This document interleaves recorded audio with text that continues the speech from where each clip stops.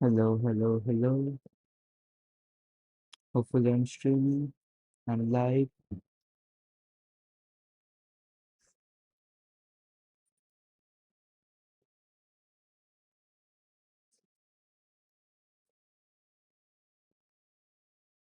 Okay. I think you all can hear me and see me. In the first part, at the end, just a minute. Uh, my Wi-Fi disconnected. That's why the stream ended. But now we should be good. Let's see. I was trying to solve problem 315, count of smaller numbers after self, using Fenwick trees. But Fenwick trees is a pretty difficult concept. It's not that easy.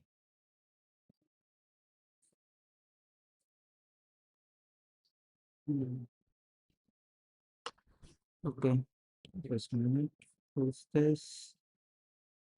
Ta-ta-ta. Okay.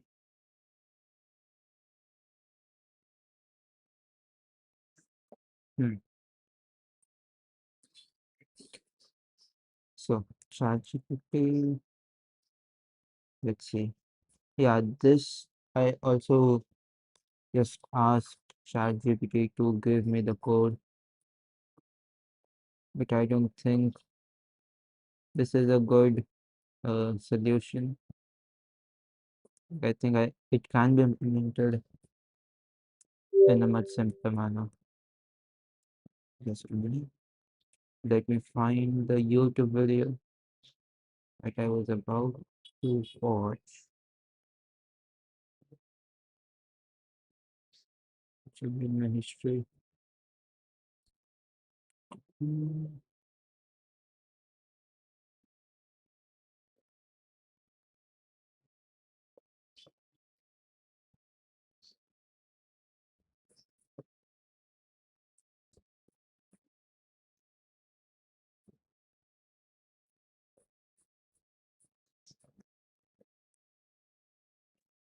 mm.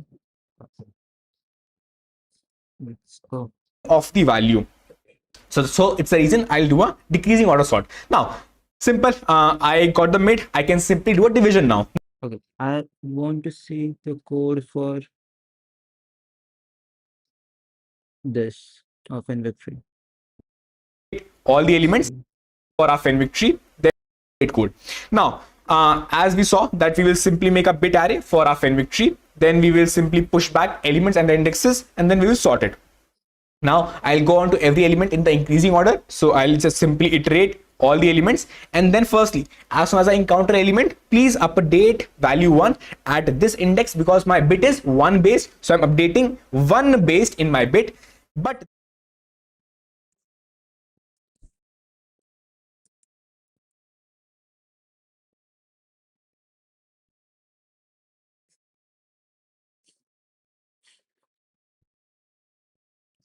Mm,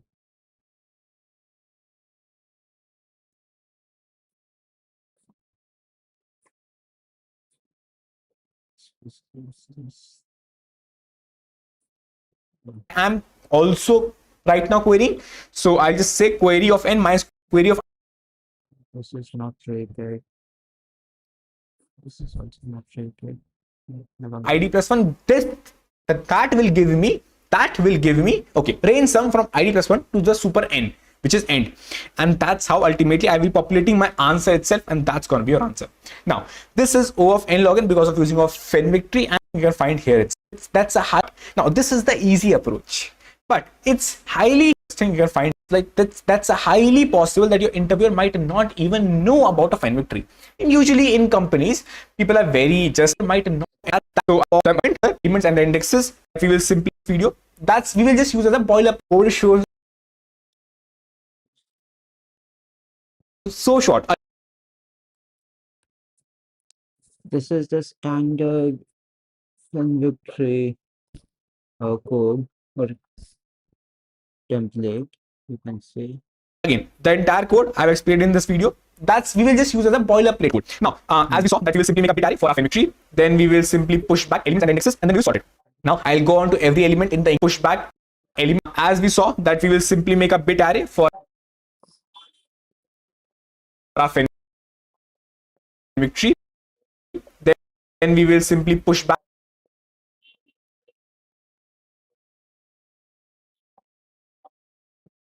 elements and the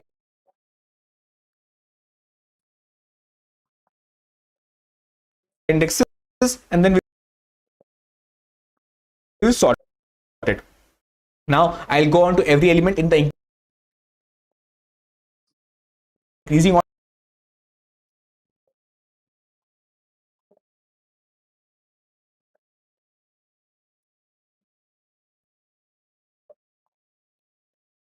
order. So I'll just simply iterate all the. Uh,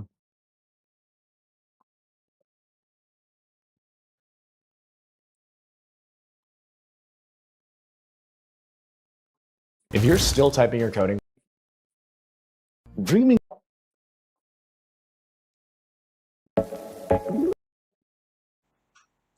Hey guys, today we are going to talk about binary index tree application. Introduction of binary index tree, but rather how to apply it in hard problems.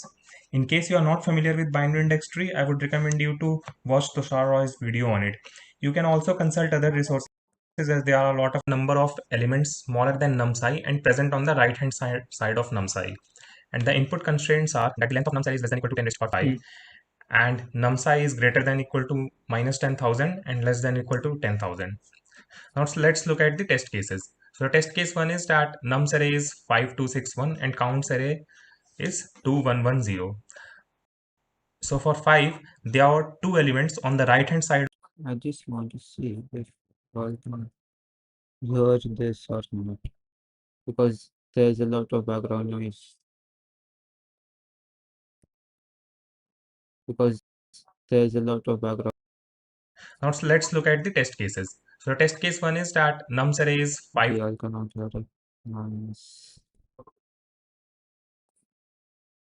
of 5 which are less than 5, that is 2 and 1. So therefore counts for 5 is 2. Similarly for 2, there is only one element on the right hand side of 2 is minus 10,000 and less than equal to 10,000. Now let's look at the test cases. So test case 1 is that nums array is 5261 and counts array is 2110. Mm. So for 5, there are two elements on the right hand side of 5 which are less than 5, that is 2 and 1. So therefore counts for 5 is 2. Similarly for 2, there is only one element on the right hand side of 2 which is less than 2, One. that is 1. Okay. And similarly for 6, there is only one One. element on the right hand side of 6 which is less than 6, that is Mm. 1. Hence the count for 6 is 1. Mm. And for 1, there is no element on right hand side, so the count for 1 is 0. The test case 2 is that num says like minus 1 comma minus 1 and the count array is 0 0, because for this minus 1 there is no element on the right hand side of it which is less than minus 1, hence 0. And similarly for this minus 1 there is no element on the right hand side. So before jumping into the solution, let's recap binary index tree for a moment. Now, the whole concept of binary index tree is based on two APIs. The first one is, so this is basically written in C++ programming language syntax. So int sum, int index, okay. And similarly, the second API is the update API, which takes two arguments, index and the delta. So I'm assuming here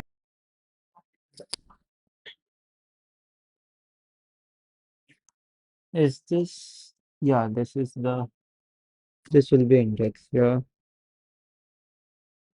and this is the value which needs to be placed. that you guys are already familiar with binary index tree and these sum and update APIs and what they actually, how they basically solve the range query problems, how they basically work and all that, okay. So this, and like I already mentioned in the disclaimer that this is not an introduction of bit, but rather how to apply binary index tree. So back to our original problem. So let's look at the intuition behind the solution. Okay, now I'm denoting n as the length of the nums array, which was our input. And so when we are at the ith element in nums, and if let's assume that we had the frequency of each element on the right hand side of the ith element stored in the binary index tree, then it would be very easy for us to get the count of smaller elements on the right hand side of nums_i. And now the right hand side of the ith index is basically indices from I plus 1 to n minus 1, right? And so we can get the count of smaller elements on right hand side of nums_i by using the sum API of bit. and the argument which we would pass it to it would be nums I minus 1. Why we are passing this minus 1? So basically this sum API gives are used to solve the range query problems, and they will give you basically the sum of all the frequencies from the nums cycle. So the example here is that our nums array is 5, 3, 10, 11, 8, 7, index tree. Okay, so basically on that we have frequency counts of each element on the right hand side of 10 stored in binary index tree. Okay, so basically on the right hand side of 10, the frequency count of elements would be like 11 is occurring only one time here, and 8 is occurring two times, that is here and here, and 7 is occurring only once, and 12 is also occurring only once. Okay, now in binary index tree, this information will be stored in a different format, but yeah, I'm just denoting it here for you guys to understand the intuition. Okay, now I want to get the basically the count of elements on the right hand side of 10 which are less than 10. Okay, so all I got to do is use the sum API and pass the argument as numsci minus 1. Now here numsci is 10, hence the argument will be 9. So when we will do it, so the sum will return us the count as 3, and which is also correct because there are only 3 elements on the right hand side of 10 which are less than 10. That is these 2 8 and these 7. Can't trust your AI results?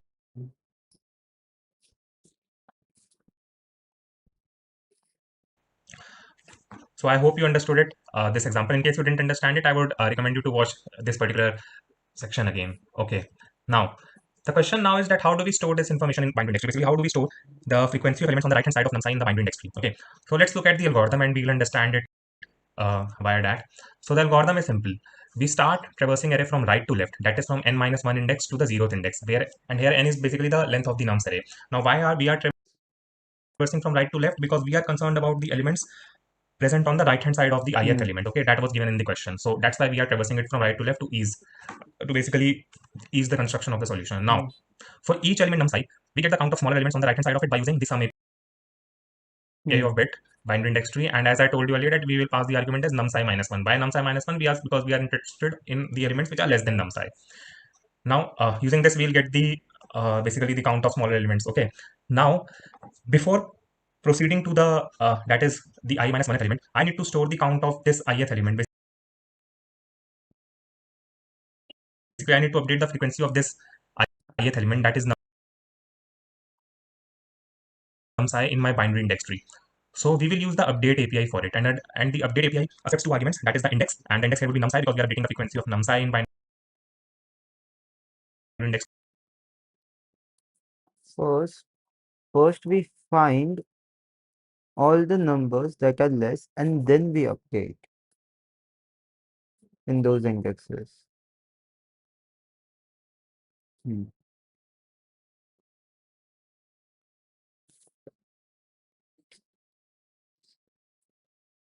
Tree and the delta, basically by how much we are incrementing the value. So we are only incrementing it by 1 because we are updating the frequency by 1 only because at ith element there is one occurrence of the numsci. Okay, and when we have done this, then we decrement our I to go to the preceding index, and we will go on similarly until the 0th index. Okay, now in case you didn't understand this algorithm, that's okay, we'll understand it with the help of an example.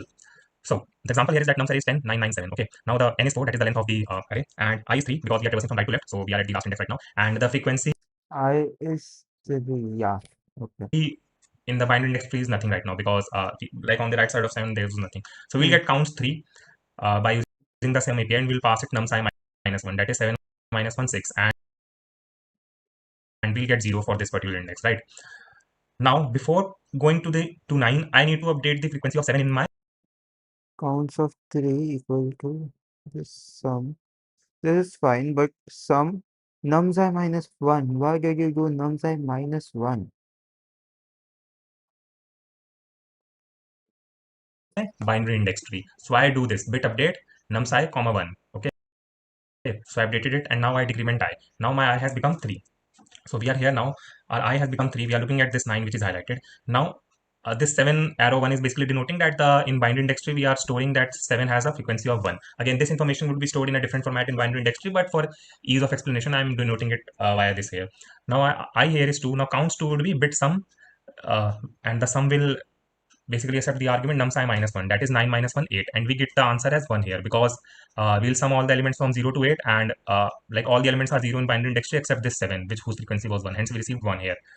Now similarly, before proceeding to the next previous I minus 1th index, that is this I minus 1, we will update the frequency of 9 here. So hence I am doing this bit update 9 1 9, and by the amount with which we are increasing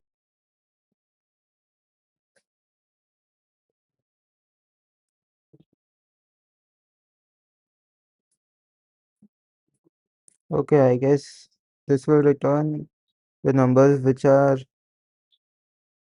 less than and equal to this number. Some will return that. Yeah, from it returns the queries from 1 to that number inclusive, right? So yeah, that's why we did yeah, n minus 1, nums I minus 1. Incrementing the frequency is 1. Now we decrement Mm. I. Now we are at I is equal to 1, which is highlighted here. And in bind index tree, the frequency will be stored as 7 has occurred once and 9 has occurred once.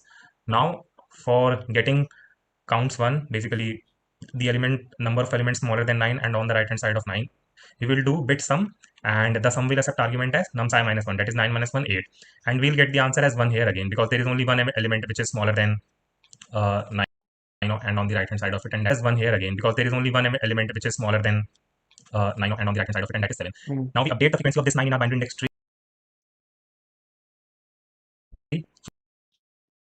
Why did you pass? Okay, increment by 1.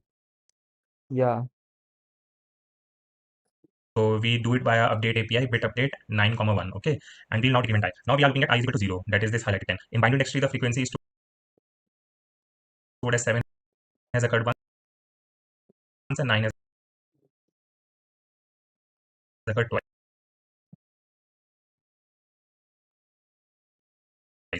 Now count 0, that is this highlighted 10. In binary index tree, the frequency is stored as 7 has occurred once and 9 has occurred twice. Mm. Now count 0 would be bit sum num psi minus 1, and num psi minus 1 is here is 10 minus 1, that is 9. Hence the answer which we will get is 3, that is this 2 plus 1, 3, because we'll sum all in binary index tree. The sum API will basically sum all the uh, elements from 0 to 9, and that would be 1 plus 2, 3. And Mm. similarly, we update the frequency of elements from 0 to 9, and because we'll sum all in binary index tree, the sum API will basically sum all the uh, elements from 0 to 9, and that would be 1 plus 2, 3. And similarly, we update the frequency of 10 in binary index tree, and we finally decrement I. Now I has become minus 1, so basically we have completed this. Great. So I hope you understood this particular example, and in case you didn't understand it, I would recommend you to watch this section again. Now there are some gotchas in the problem. The thing is that right now we have like only considered positive numbers, and but our input constraint is that num psi can be uh, basically greater Negative. than equal to minus 10,000, less than equal to 10,000. And this is a bit problematic for us, because binary index tree is represented in code usually as an array, and hence arrays can only handle non-negative numbers, as array indices are greater than or equal to 0. I'm sorry here. Basically binary index tree can only handle non-negative numbers uh, during range queries, because, and the reason behind that is that array indices are either greater than or equal to 0, and bit is represented as an array. Okay. Now the question is that how do we account for negative numbers? So it's pretty simple. Meet this new basically technique called translation. All we got to do is that somehow make all these negative elements as positive, and the way we do it is using translation. And we will basically, what we'll do is that we'll translate each element of nums array by some amount to make it positive. And now since the minimum number possible is minus 10,000, so we can add 10,001 to each element in nums array to make sure that it becomes positive. Okay, why I've chosen this, the value of delta is 10,001, because the minimum element in the input is minus 10,000. So adding this will basically make sure that every element will become positive. So this way the range which was in our question, minus 10,000 to 10,000, has actually translated to 1 to 20,001, right? Mm. Because we are adding this delta in everything. Make sure that you understand this, because it is very crucial to understand the code which will follow up next. Okay. So here I'm actually written the C++ code. In case you're not familiar with C++, so I mean, it is still simple to understand if you're familiar with object-oriented programming syntax. So I usually represent my bit as a class and provide two APIs in it, this sum API and update API. And if you guys are already familiar with bit, so you guys are also familiar with these two APIs. Okay. And this is just the constructor of it, and all the data which I'm storing in binary index is actually stored in array, and that array I'm representing it using this vector int. Okay. So this bit vector will actually would have done a lot of times the sum and update APIs. Okay. Now here are the definition of this sum and update APIs. It's pretty simple and pretty standard, which you guys also would have done a lot of times. Index less than byte dot size. Shouldn't this be less than equal? Mhm. Yeah, this should be less than equal to that. Yep. Basically,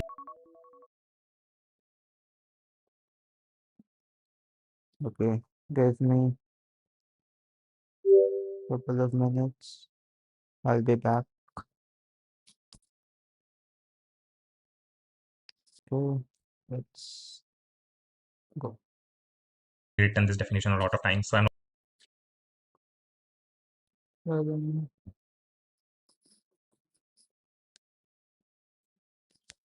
mhm. This makes sense. This makes sense. But while implementing, how will you implement the actual logic? Because this is the standard Fenwick trade code. Not going into this now. Yeah, The actual this is the important part. code, that is this function count smaller on right hand side. So we are actually receiving this nums array as the input.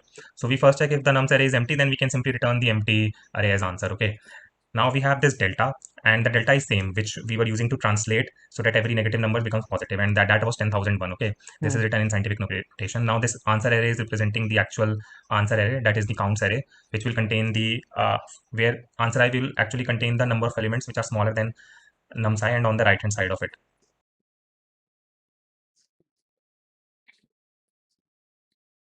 What is this? So we construct the answer array to be of the same size of the nums array, and now this here I have basically instantiated my the object of bit class, and I passed this size as the argument. Okay, and as you can see that my constructor is accepting the size of this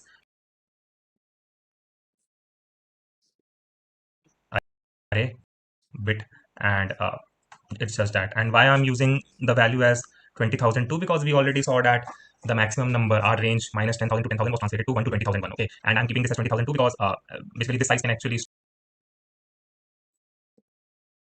store the index 20,000 and one which I highlighted in the record. Update the frequency of nums I in the bit, and that I am doing via update API and passing it the argument nums I plus delta, again delta because we need to make it possible array. Has also a very standard name called counting inversions, and this question is actually also known as has also a very standard name called counting inversions, and there's another approach to solve it which is using merge sort, but using bind index tree it becomes pretty easy to implement it, and it would be actually very advantageous to you doing an interview scenario because the pressure is huge and there's a time limit constraint as well, and using bind index tree, make sure that you minimize the bugs in your code as well. Using merge sort, the code is a bit longer, so there are more possibilities of bugs as well.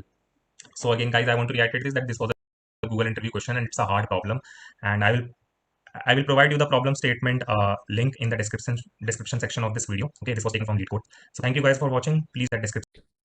Okay, so I'm kind of starting to understand this code, but let's see.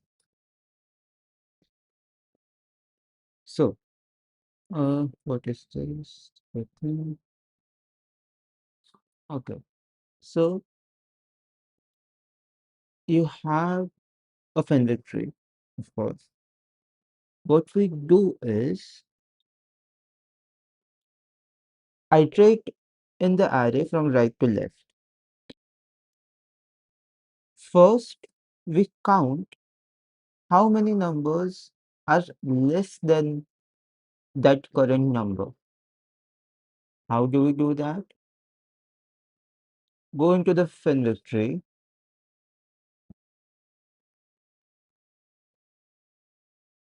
Hmm, and return the counts, add up the counts. Initially, the count will be 0 for the rightmost element, for the n minus 1 element.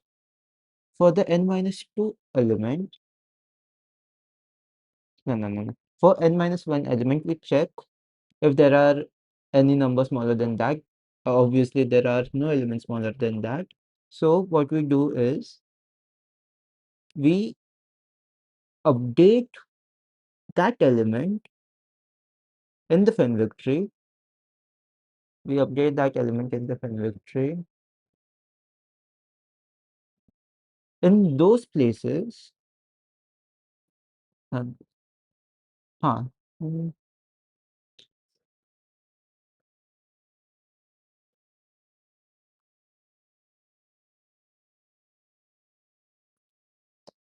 we have a when we update, yeah, in those places from 1 to that nth element, up to that n minus 1, whatever that element is, we do a plus 1 in those indexes. Okay, yeah. And What does the sum mean? Like we are at that given element, suppose n minus 1 element, suppose it's 8. So we are at the 8th element where the 8th element is stored, and from 1 to that we just decrement the value and keep checking the number of ones present in it.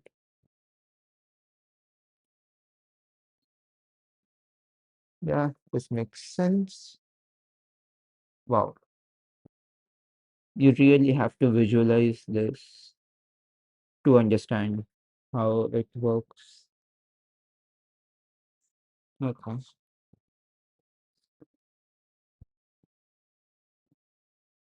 Mm. This was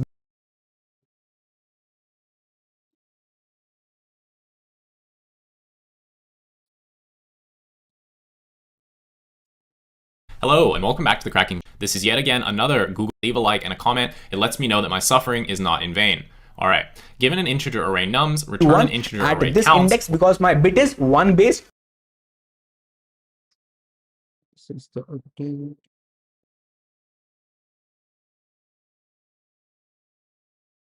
Okay, what he does is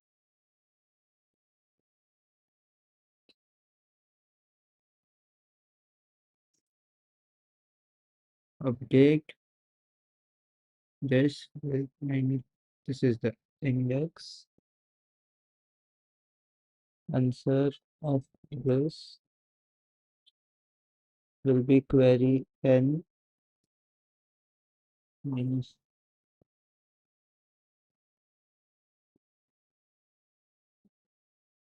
Again, then this is update.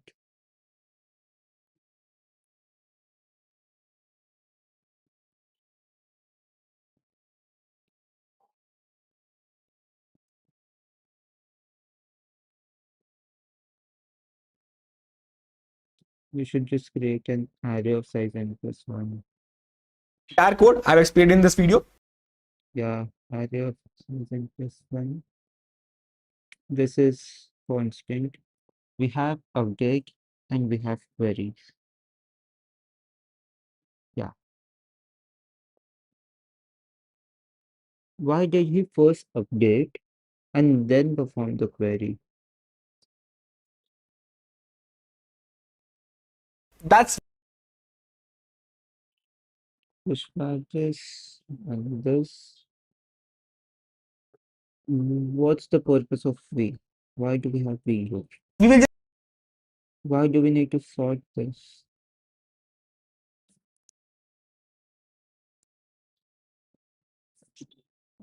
Okay, what he's doing is take the smallest number. Yeah, but we then also need to take care of the indices as well. No, no, no, no. use as a boilerplate code. Now, as that code I've explained in this video, that's we will just use a boilerplate code. Now, as This is not good. Sorting it.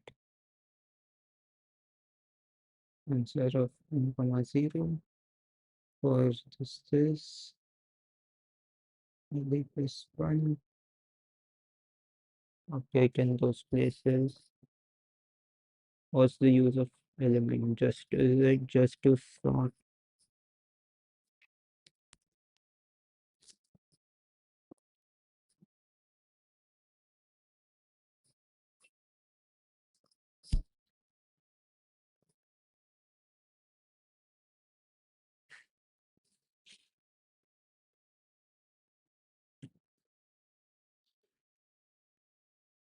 Let me first write the code for this.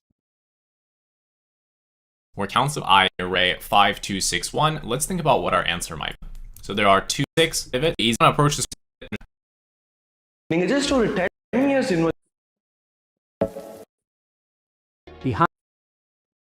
Imagine. Hello and welcome back to the Cracking. 2 elements that are smaller. Okay, so I told you that we want to use binary search, but let's actually figure out an intuitive way the and kits. So greater than it, and then we also know that however many items there are is the number that are greater, right? So for 1, there's obviously 3 elements to the into. Or he uses a binary search. No. Wait.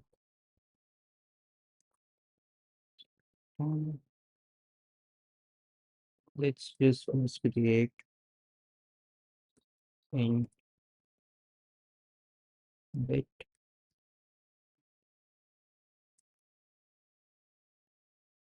new int n. Oh wait, don't initialize this here. This dot n equals to nums dot length width width this equal to new int n plus 1. Now we just write the public void update and then public void query. In the update, what do we do? In update,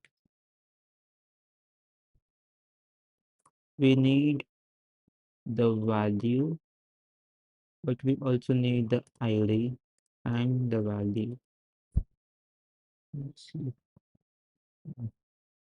And while ID is less than equal to n, because we are updating, we move from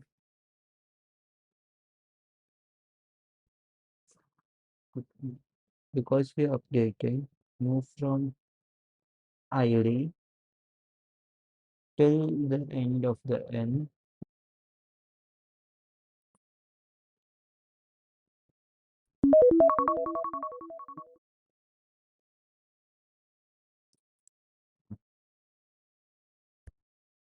This is equal to bit of ID equal to is this plus equal to value, and then ID, because we are incrementing, we do plus equal to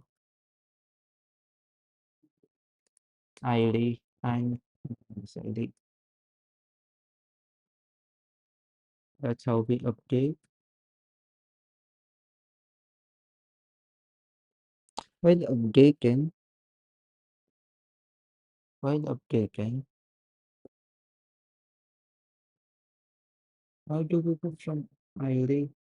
Yeah, because from ID till that element, we are going to have the queries. But in this problem, what I think is we go from 1 till ID. We go from 1 till ID and just add plus 1 plus 1 plus 1 to it. And in the query, we just need int val.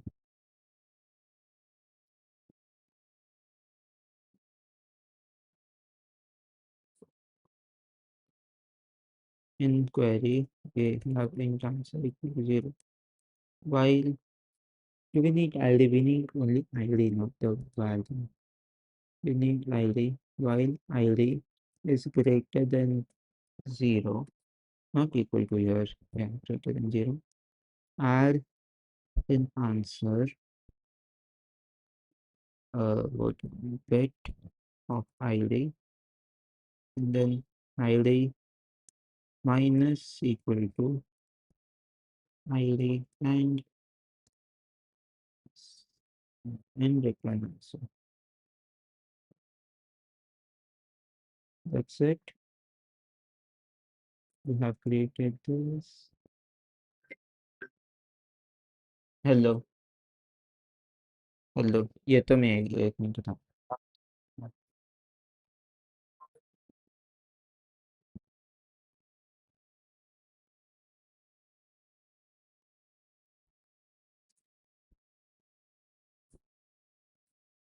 Here we move from the end, go till zeroth index, minus minus.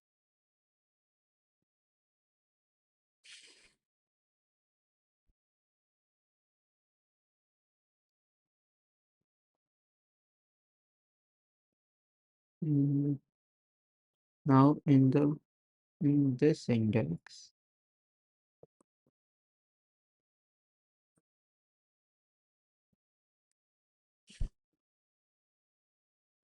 int result equal to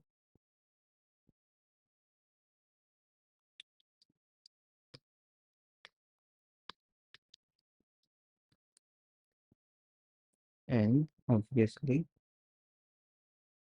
What I was thinking was this should be n plus 1. Oh shit.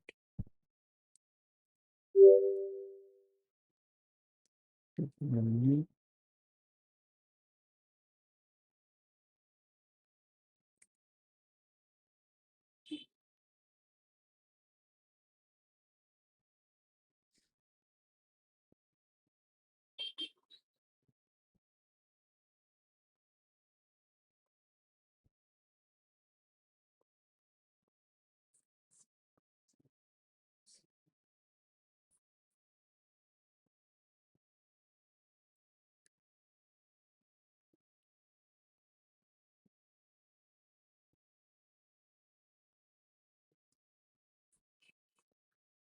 Okay, what does he do? So that's very cool. Update answer of this. Yeah, this the delta thing.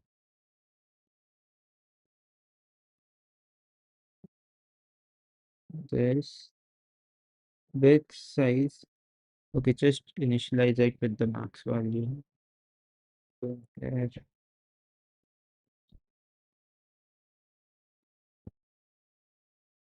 To into delta. So we don't need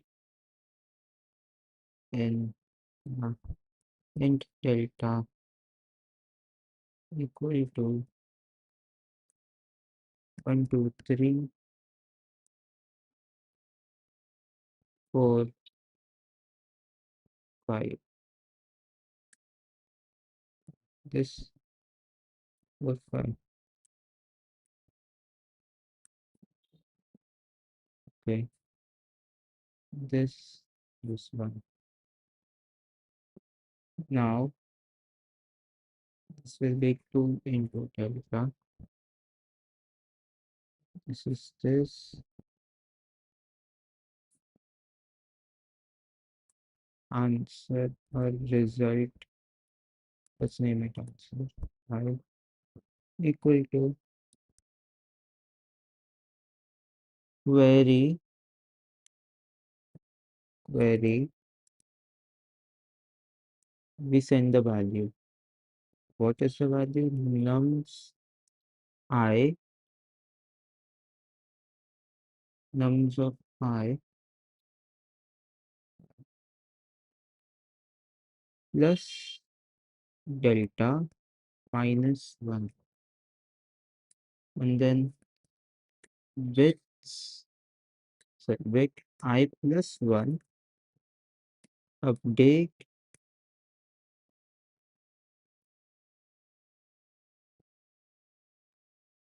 just wait dot update or this call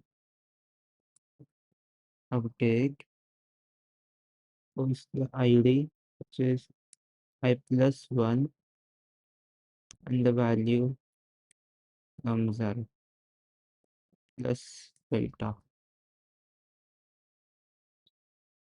Nums I plus delta What? Okay. This is the ID. This is the index.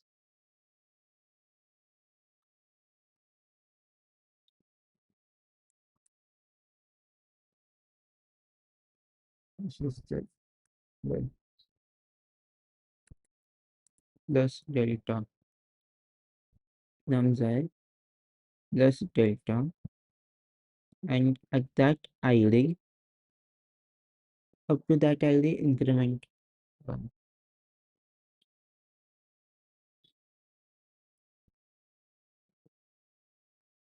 And at the end return answer.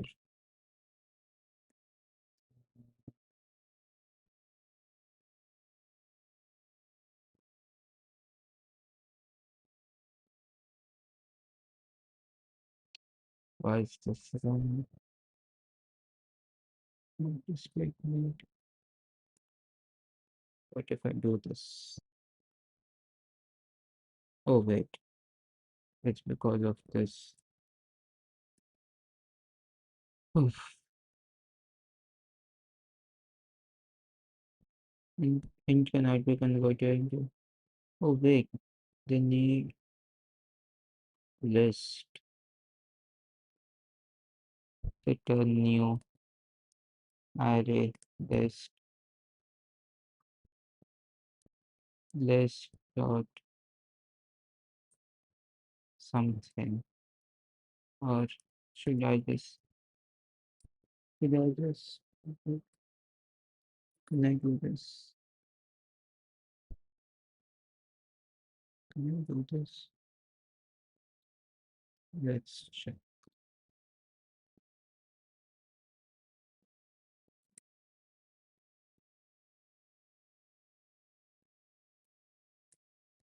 Fix this. Return answer. This.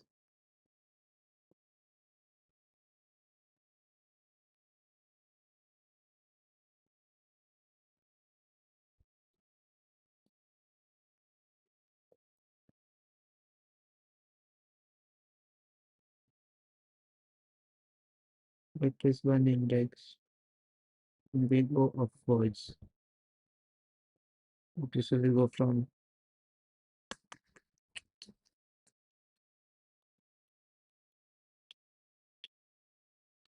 we this should be standardized. ID up to bit dot length. Oh my god. Okay. Query prefix sum from 1 to we decrement.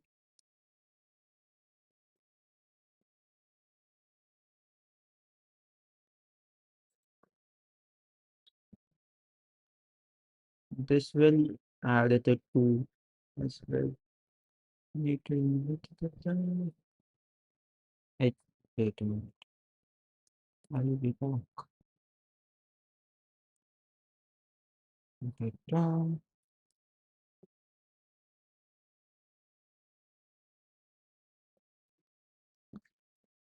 Okay. Hold on.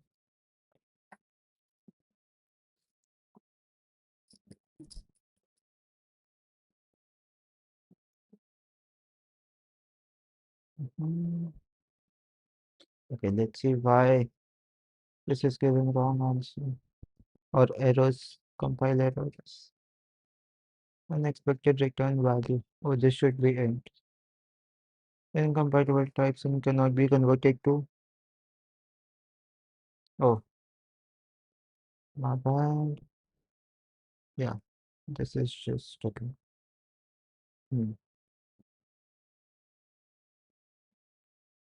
Yeah, I had a doubt in this. Oops.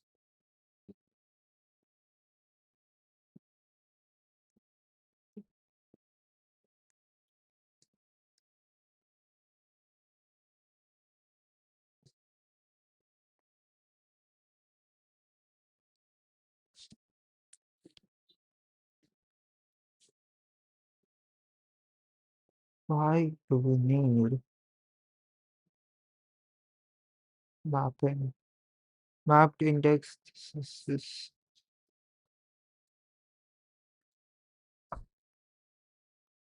travels from right to left. Yes. Index is this. Update the index. This should be okay. Yeah, this is correct. +1. This already has +1 in it. And then query index -1. Yeah, it's better to create it. ADX equal to ADX. This is fine. I understand this. Okay, just to convert, just loop over it. Mm,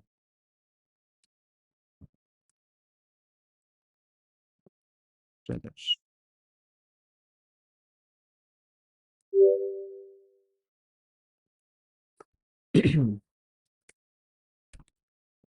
This is fine. This is or 7 the thing index.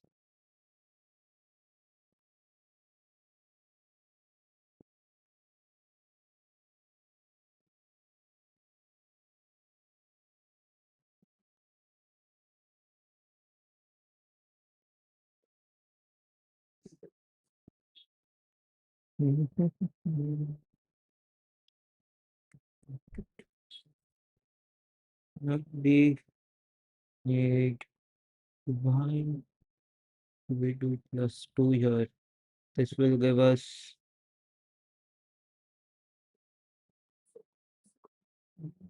+2 actually 2e4 +2. No, this should be enough.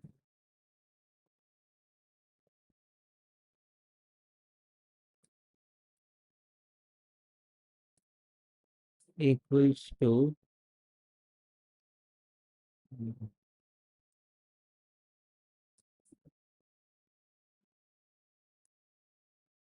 equals to this, right? So why did we do that?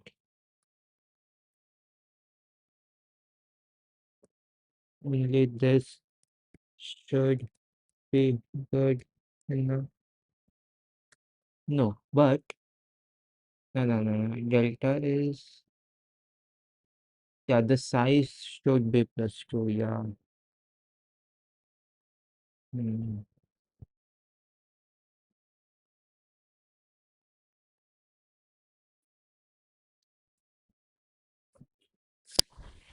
Yeah, but let's ask so that the confusion is not clear. Yeah. um, But I kind of understand this. Yeah, max +2. This makes sense. Also, this also, now that I think of it, makes sense. Why? Because we need to update those numbers which are bigger than this current number. Or, yeah, bigger than this current number. Yeah. And query will return all the numbers which are less than, like from 1 to that particular number, it will return all the numbers. This makes sense. I kind of now understand what victories are. Phew.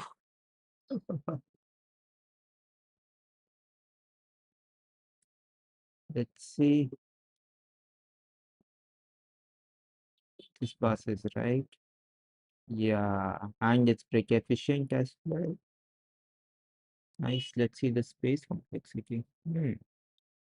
Okay, pretty average. Okay. I'm happy. that I was able to understand this problem and solve it finally.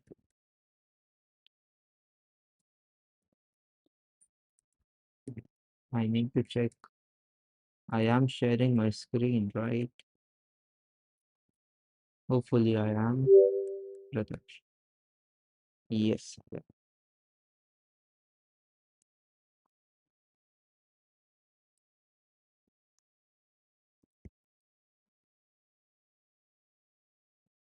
Nice. Done. Get add. Wait.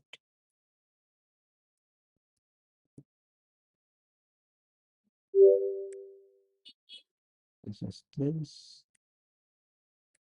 Git push.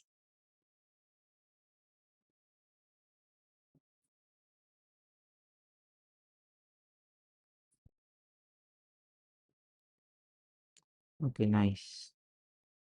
To solve this problem,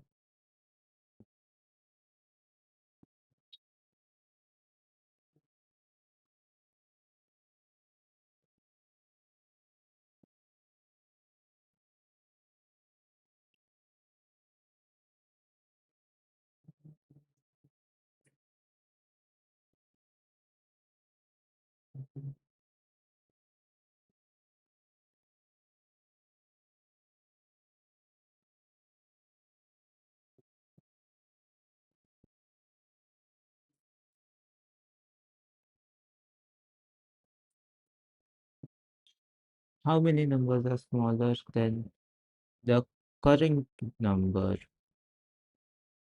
Okay, the length is less as well. How many numbers are smaller than the current number?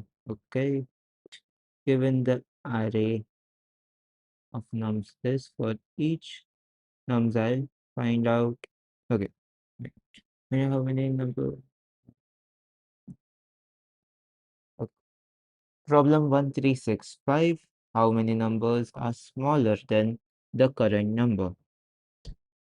This is an easy problem. Let's see. Given the array nums for each nums I, find out how many numbers in the array are smaller than it. That is, for each nums I, you have to count the number of valid j's such that j is not equal to I, and nums of j is less than nums of I. Okay. Return the answer in an array. The constraints are low as well. We can suffice this in O of n square solution. Is less than n minus plus n equal to nums. Then or n equal to so j equal to I plus 1, j is less than n minus 1, j plus plus. Okay, what do we want to do? We just check int count equal to 0 if nums of I is greater than this. Yeah, if this is greater than the current number, okay, just increment count, return count. That's it. This should be good. Let's run this. Return. Oh, we need to store it in an array. Int. Okay, return the answer in an array. I didn't read that. Int array equal to new int. And so the value of count becomes 0 every single time. And then at the end, just at that position, add the value of count. And then return array.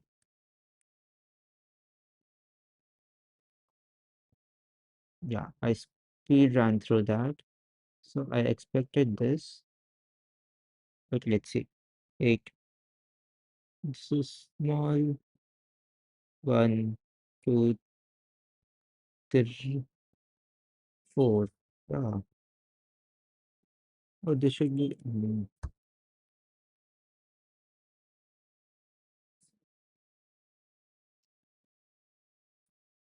No, this. Yeah, go till the last index. Then here for I, this should be less than n minus 1. Mm.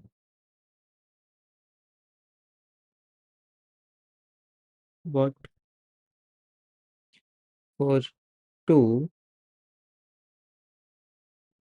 why is this 1?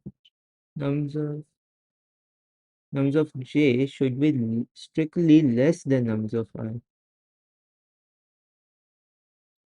For 1, 0 elements are smaller. For 2, how is this?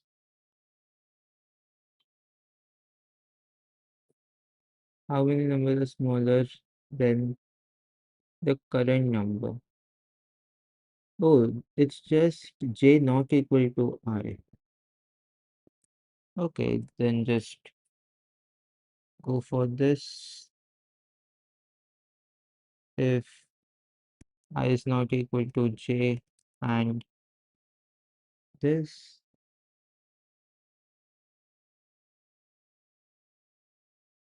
1, 2, 3, 4.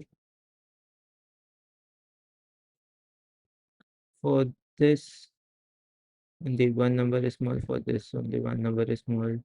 For this, 2, 3 numbers are small. Okay, this is this. This should work.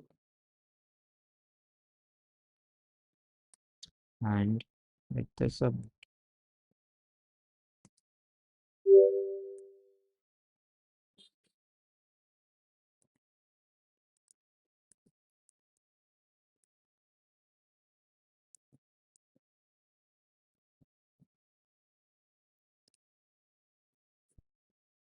What is this?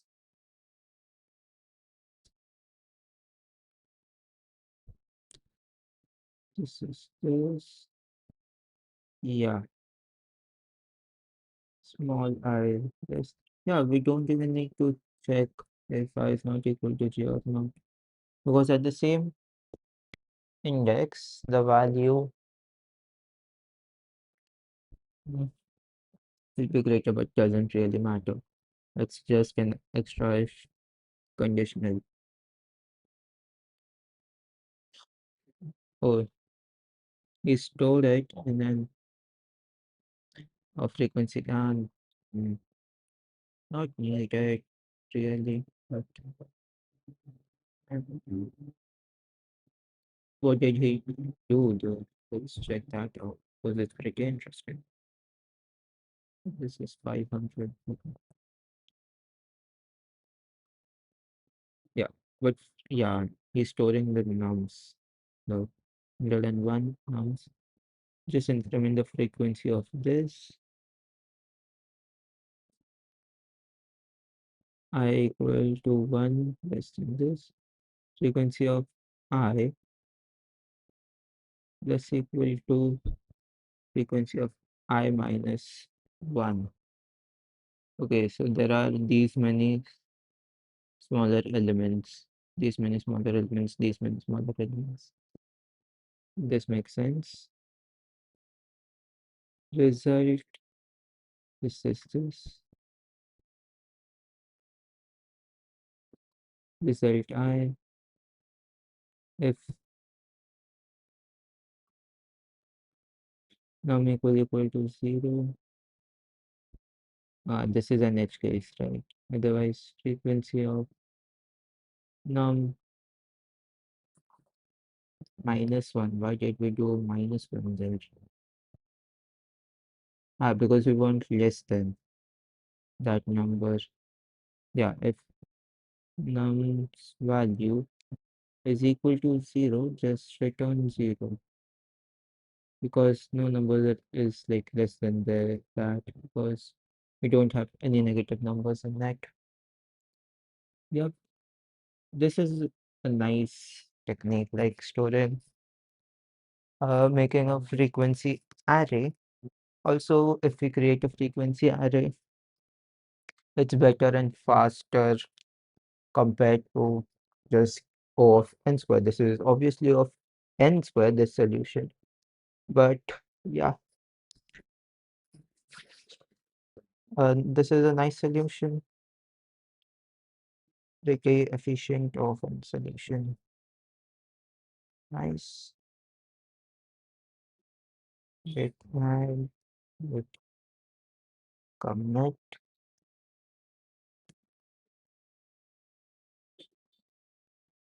git push.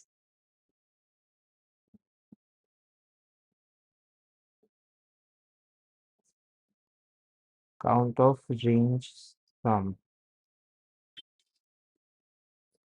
Given an integer array, nums, and two integers, lower and upper. Okay, so we have a range.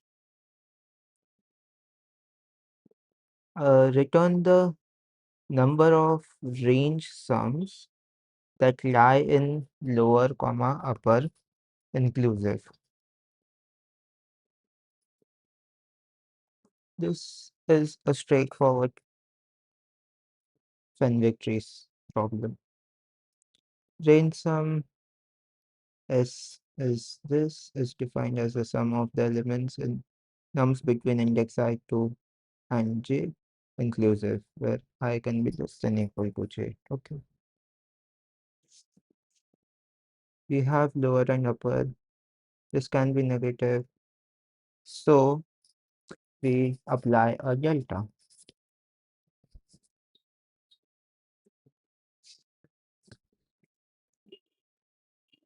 Nums I can be from this to this.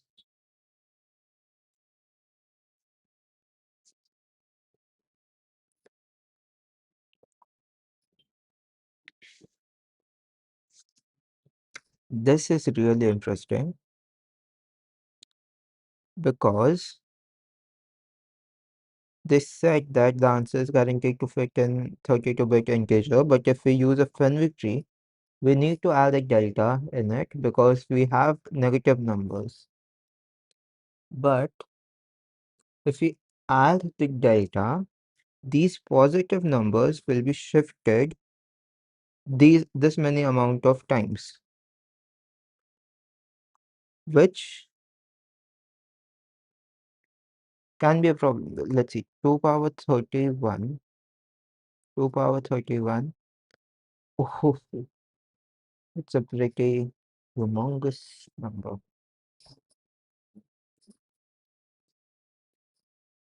Uh-huh. This is the tricky part because I can just write the code for Fenwick tree and be good, but how can I store these numbers in it? Or do I even need these numbers? I should just, yeah, it's usually n plus 1, right? So nums of length plus 1. So I believe we should be good. And let's int and just initializing global variables. This dot n equal to nums dot length bits is equal to new int. This will be n plus 1. This is this public void update, and then we have public int query.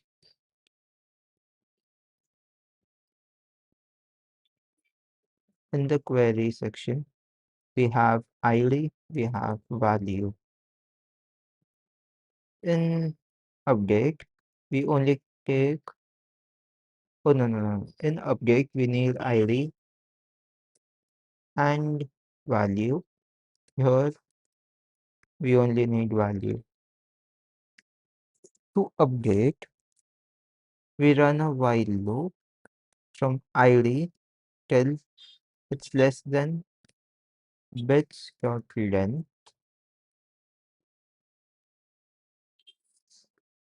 right? Now, what do we do here? Bits of ID plus equal to this value and then update the value. Now we increment the value. So plus equal to ID and we take 2's complement. This is how we can update. Now for query, we run a loop. We need int answer equal to 0 while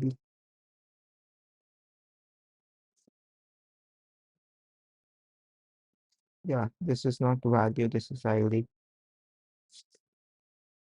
While ID is greater than 0, just add the answer of the ID into answer and then we are decrementing the value. So ID minus equal to ID and 2's complement of ID.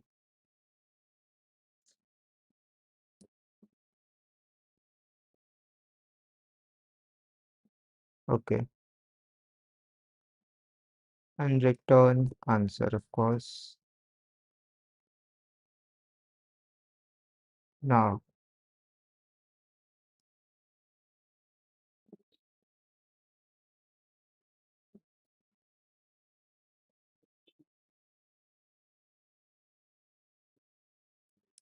for int I equal to 0, I less than n, or let's just start from 1 till this I plus plus bits of I equal to first update this ID with this value. Now for query, return query of upper minus query of lower minus 1. We should be good.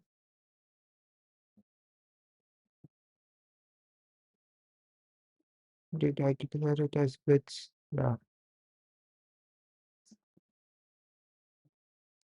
This should be bits. Bit.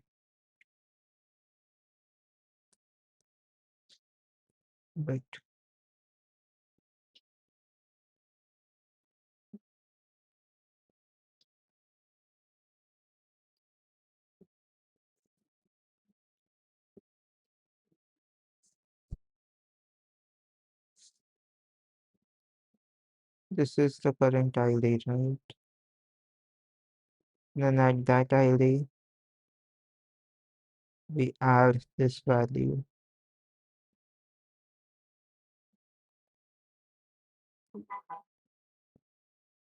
Word cannot be converted to int. Oh wait, update this. Yeah.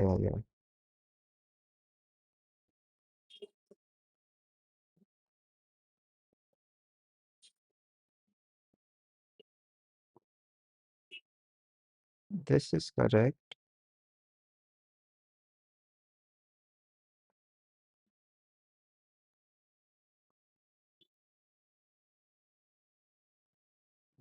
First index, you have nums I minus 1, which is 0. Add this value.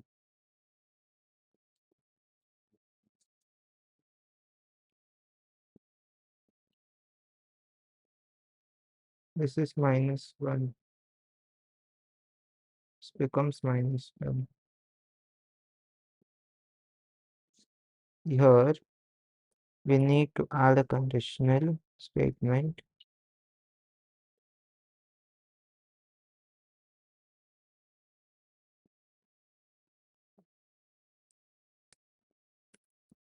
If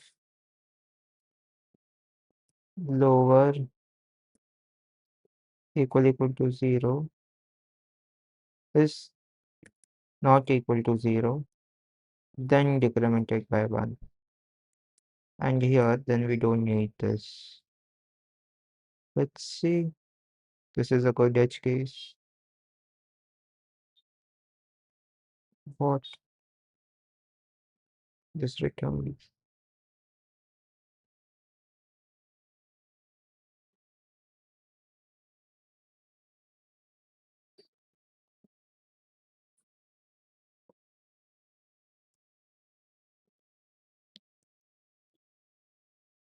I'm missing this edge case. Just fix the code and explain the errors. I think I'm pretty close. Simple range. Range sum is defined as the number of range sums that lie in this inclusive.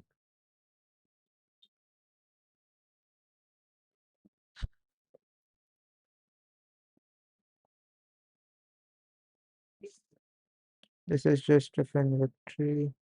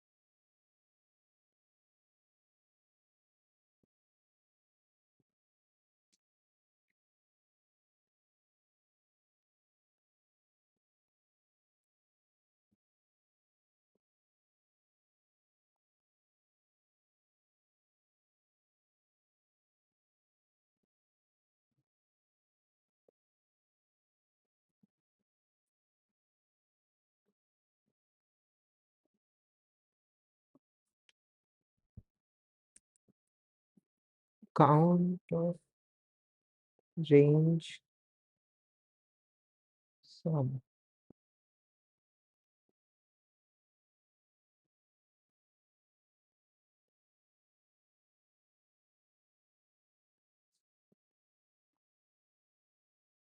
And runs between indices.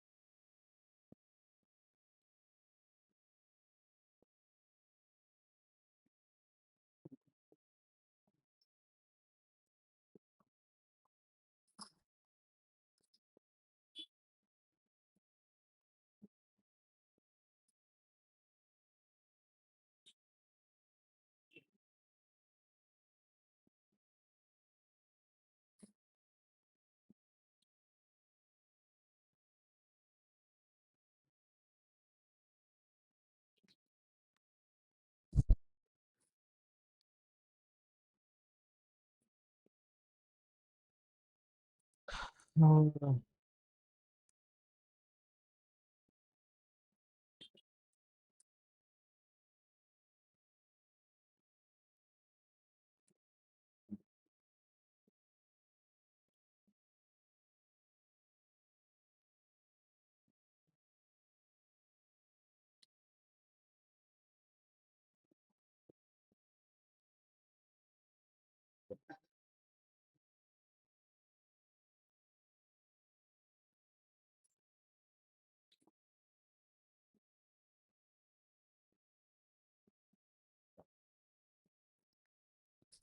just a minute.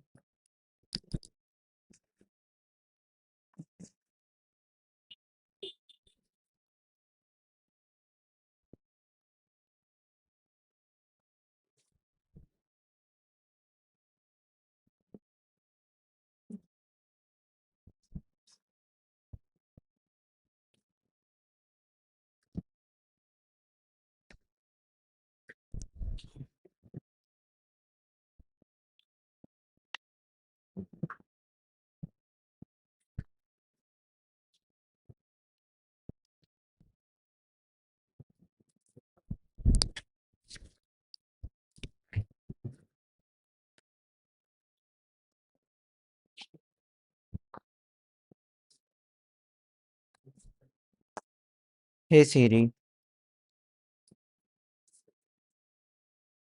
set a timer for 20 minutes.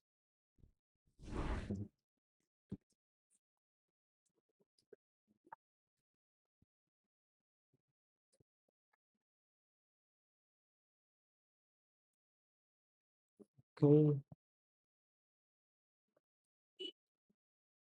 Hey everybody, this is Larry. Hit the like button, hit the subscribe button. Let me know how you did on this problem. I'm gonna start a live right about now. You'll be having 327 count range sum. Given an integer array nums, return the number of range sums that lie in lower upper inclusive. Range sum S of ij is defined as the sum of elements in nums between index I and j inclusive. Okay. I did that hint thing. My friend could never got 80% on her AP bio test, and she's got 100% on the most difficult test of the year. Yeah, that happens. I mean, if you watch my stream, sometimes you see that happens to me, right? Where like on a hard problem, I solve in 5 minutes, and then on a quote unquote dumb double linked list problem, I took like half an hour. So it's just sometimes it is just practice a little bit, because even if you know the answer, like like being able to articulate it, and in programming that means coding it, precisely means something. But yeah. Okay, so the first thing I usually think about when I come to this is like prefix sum. Does that help?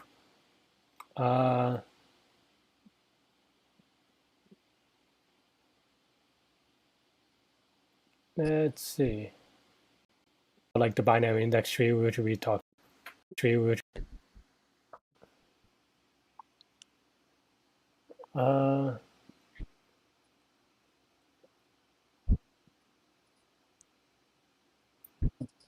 Because I'm thinking something similar to dynamic programming, where you're like, well, what is the number of count of sub? So there is a known problem, which is not easy, but it's known-ish, but it's not that known. So, but it's known to me, I guess. Problem where like, well, given an array of numbers, try to find the number of sub-arrays that sums to a given target. But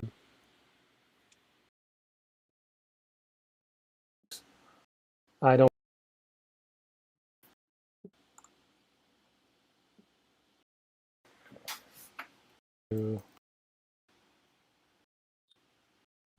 UK, New Zealand, yeah, Huh.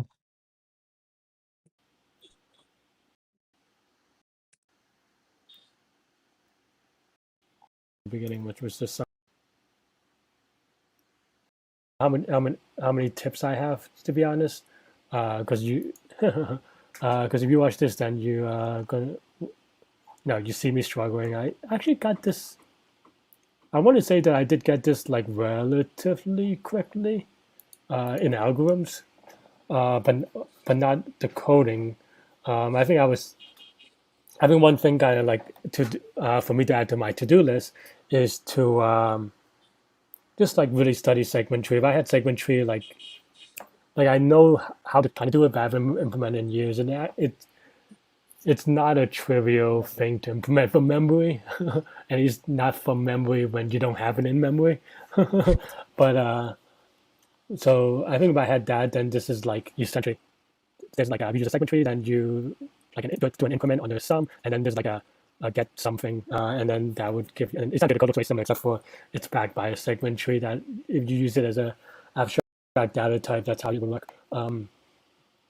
Yeah, and some and upper, and because you know the lower and upper, you could just do the math backwards. I mean, I clearly did not because I got the signs wrong, but that would be my idea and how to kind of think about it. Hello friends, today let's solve count of range sum problem. Given integer array numbers, we need to return the number of range sums that lie in lower upper inclusive. Range sum Sij is defined as the sum of the elements in numbers between index I and j, I less or equal to do better than that. Let's see the example. If the given numbers is -2, 5, -1, the lower bound is -2 and up bound is 2. We can return 3 because there are 3 subarray that there are some lie in this scope. So how to What? there are some lie in this scope. There are 3, there is 2. We can return 3 because there are 3 subarray that This. We have this. And we have this. So we need to return the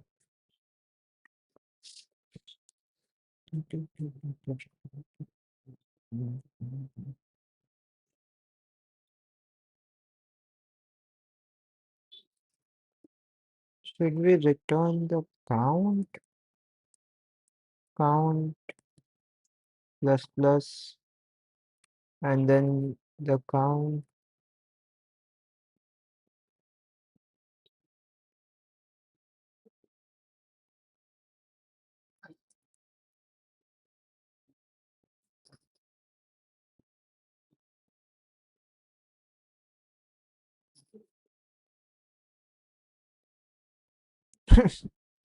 it's wrong now.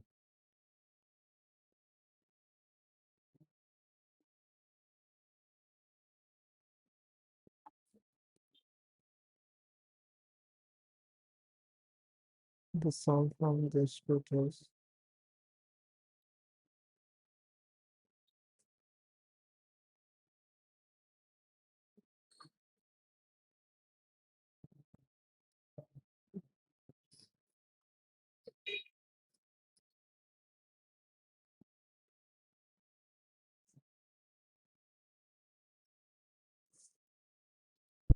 Hmm. This has okay, so within this range,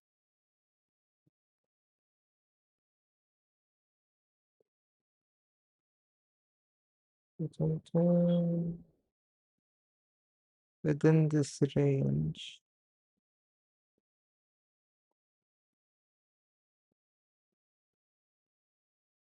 in nums,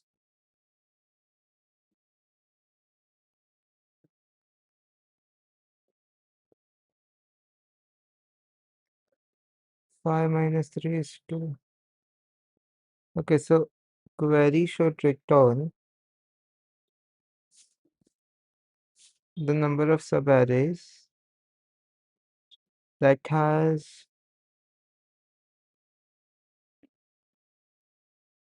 this number from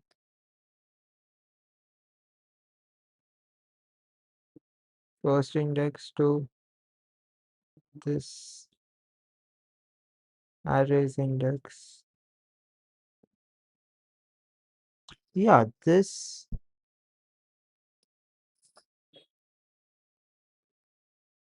we return the number of count, right? Which means how many this you have jumped or hopped through. Hmm.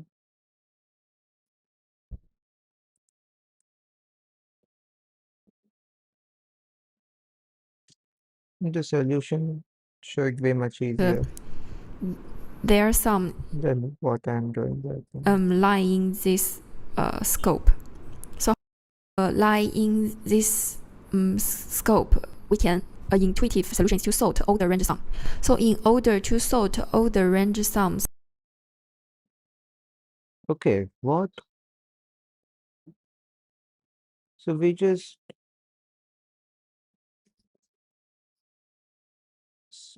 return the number of range sums that lies in this.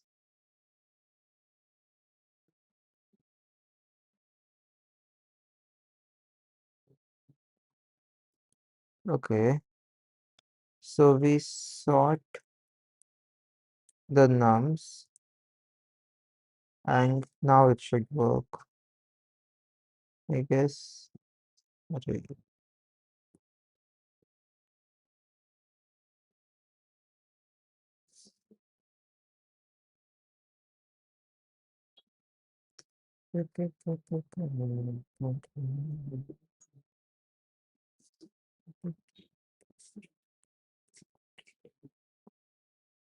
Now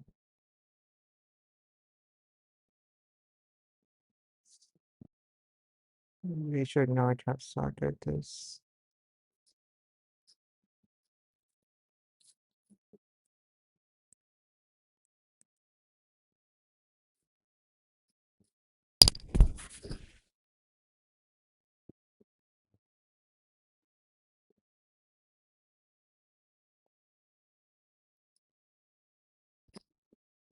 We need to get the range sums first.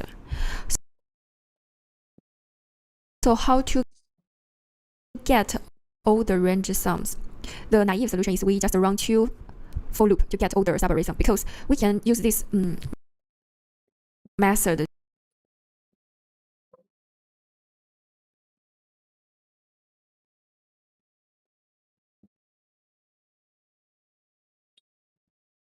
to get all the subarray sum.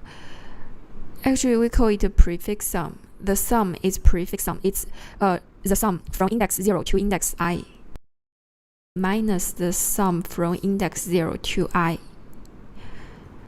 So we can run a for loop, 2 for loops to get all the range sum. Because the faster sort algorithm is big O n log n. So in total, this algorithm is big O n squared. So can we just use one sort algorithm and calculate these range sums? Yes, we can. We can make use of merge sort. Let's recall what is merge sort. Merge sort, we have 2 parts. One is merge, which is linear. It combines 2 sorted subarray into 1 sorted large array. You can say that. And for the sort part, every time it half, then so we return the fixed left value equal to from height the middle value and in sum is index array. So you copy. Why do people not solve these problems using Fenwick tree? Can't trust your. So you just mentioned. I'm ready. Hi guys, तो आज पहुंच सकते हो। तो आओ चलते हैं कि इस नम्स वाले एरे में तो ये सम मुझे इक्वल टू जे होगा, ठीक है। तो 0 है, मीनिंग नहीं, हम कंडीशन चेक कर लेंगे को इंक्रीमेंट हर एक सब एरे का सम count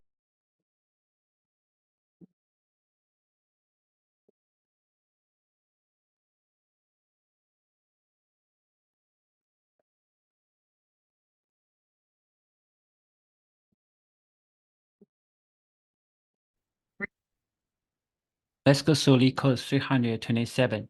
One of the so equal to end, right?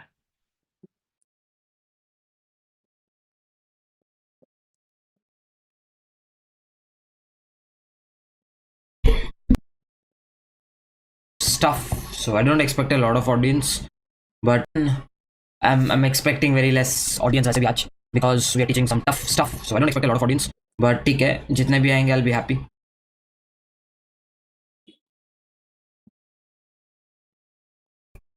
If you look at my eyes, you'll get to know. Yes, I did not sleep. If you look at my eyes, you'll get to know. Startups which are currently hiring. Okay, so you can check. I think we have MacBook आया क्या? Not sure if you can see this. मेरा MacBook नहीं है. This is company का है. If you see, उधर पड़ा हुआ है. मेरा वाला भी आ जाएगा शायद. Moving on to lazy range query. Then I'll be teaching you point updates. Once you're done this, we'll be doing some range query, and after this I'll be doing point update again. So these are the couple of type of stuff that I'll be doing on segment 3. Once I have done this, I will be going across and solving a couple of questions from code forces. 3 questions from code forces. Okay, so once I've done this, after that I'll be moving on to lazy propagation in segment 3. And right after that I will be doing this portion, which is a coin related problem from lazy propagation. And if time permits today, then I will be doing something like Fenwick tree, or it goes by the name BIT, which is binary indexed tree. ठीक है? मैं notes दे दूंगा. मैं direct link अपने Telegram group पे share कर दूंगा. I will share the notes on my Telegram group, which goes by the name Take You Forward. You can driver that it's 27 Saturdays. Assume I'm giving you an array like this. When there are cases where you're solving per query in terms of big O of n, that calls 0 to 2, this calls 3 to 5. So can you tell me which recursion will go first? This will get performed. We have the minimum in the range. Are you a tech professional with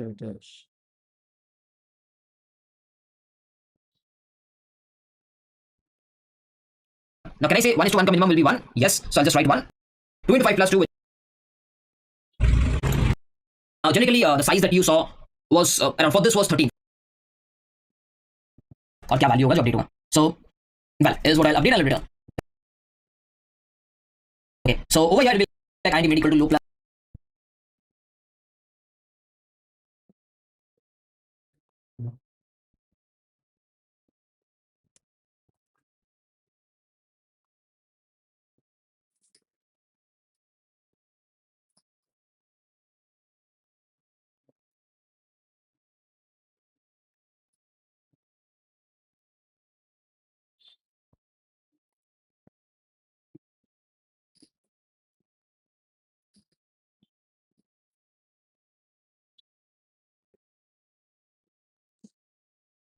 Plus high by 2. So if I is lesser than equal to mid, you can easily call the update as 2 into index plus 1.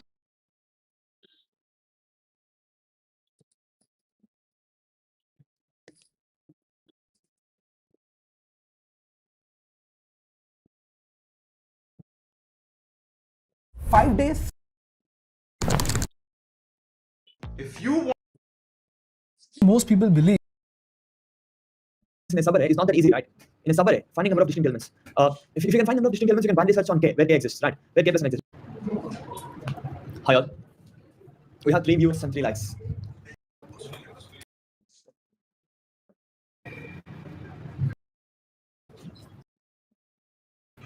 One minute. It's not opening. Let me open it again. So let me read the problem by then. It is said that the true power of the artifact can only be revealed by finding all sacred fragments, continuous segments of the tablet that contain exactly k distinct numbers. So continuous segments of tablet that contain exactly k distinct numbers, and the length must be between L and R. This sounds like a shitty problem. There's nothing nice in here, right? There's nothing much nice. Okay, but let's read it again. A sequence A of length n and integers k L R. Given a sequence A of length n and integers k L R, you need to find number of such boundaries B and C such that, okay, we want number of segments such that among the elements, this should have exactly k distinct numbers. Could you open a folder? Definitely you have to fix C. Otherwise, there is no simple solution, probably, right? So first step is fixing C. We must fix C. You have to have very much confidence that it's definitely about fixing C. Okay, you have to have that confidence. Otherwise, it cannot be solved, right? Probably.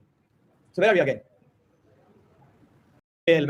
Until one number you have, first time you get okay, and then if you keep going, and then if you keep going, you got first time k things here, and then if you keep going, maybe here we'll get the k plus 1 thing. Maybe here we'll get the k. If allowed. So you have to just take the intersection to find number of these. Remove from here or remove from here also. I'll leave this question, guys. It's not a good question, okay? It's a bad question. Okay. So guys, respond. So guys, why would I use Fenwick tree over ordered set? So why would I use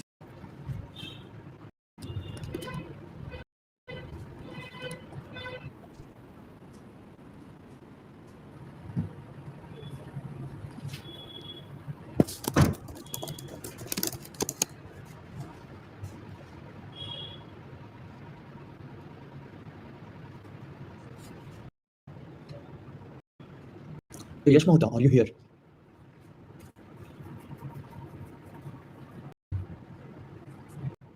Think of it on my own too. I won't even, because you people, I won't even use Fenwick template. I have Fenwick template, but I'll use Fenwick. For you to a bit, right? I know how Fenwick works. So why would I use Fenwick? So guys, why would I use Fenwick tree over ordered set? So why would I use Fenwick tree over ordered set? Because I know how Fenwick tree works, right? I know how Fenwick tree works. I can understand Fenwick tree. I have read it from CP algorithms. I try to think of it on my own too a bit. So I know how Fenwick tree works. I don't know how ordered set works. So I'll use Fenwick tree. For you people, I won't even, because you people, I won't even use Fenwick tree template. I have Fenwick tree template, but I won't even use that. I'll just try to write the Fenwick tree template and then I'll just solve it. Okay. Fenwick tree template is so simple. It's just b of this equals to 0. Okay. And then void add of int idx comma int val. Let's say we want to add. So should I explain Fenwick tree? Should I take this and explain Fenwick tree well? Tell me, or should I not do that? Okay. Post waste, right? So yeah, I'll explain Fenwick tree. Wait, my camera.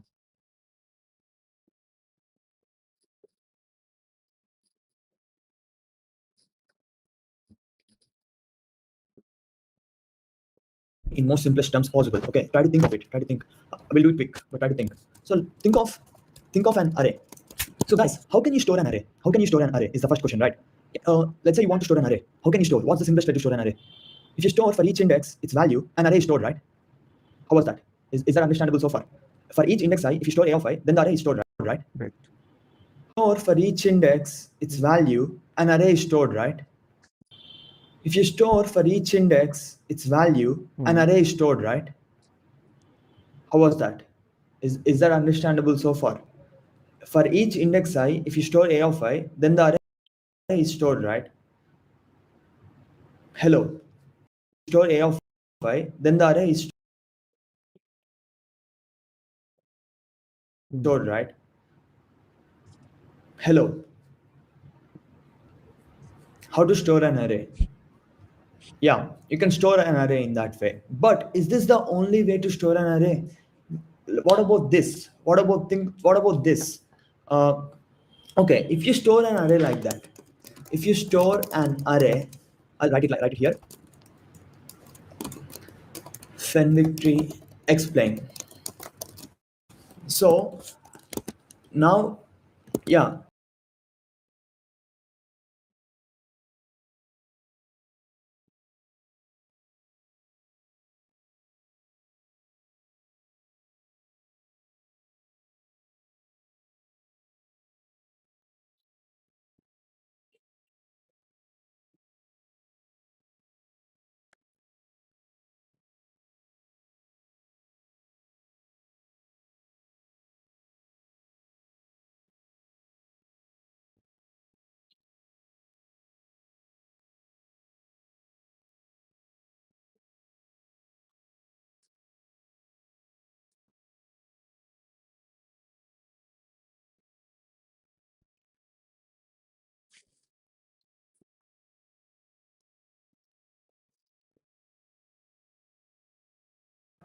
No. What I mean was, like, mathematically, if you store a of I equals to I, sorry, if you store an array b of I equals to a of I, okay, you want to store array a.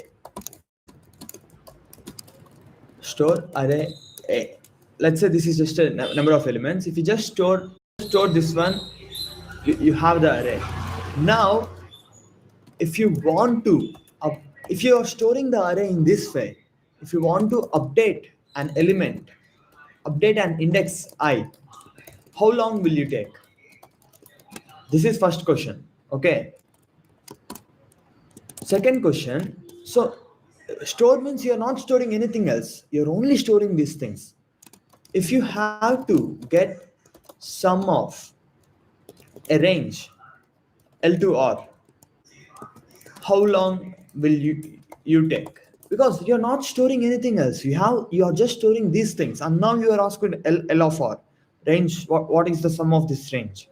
So I want answers for this and then answers for this. Give me complexities for both of them. It's going good only, bro. Respond, guys. Well, this is the way you're storing the array. Then after one update, you can update just one value, right? Because you're just storing that value, so you can update that, right?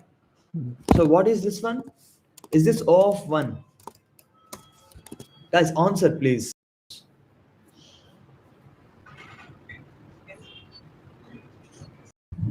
Just yes.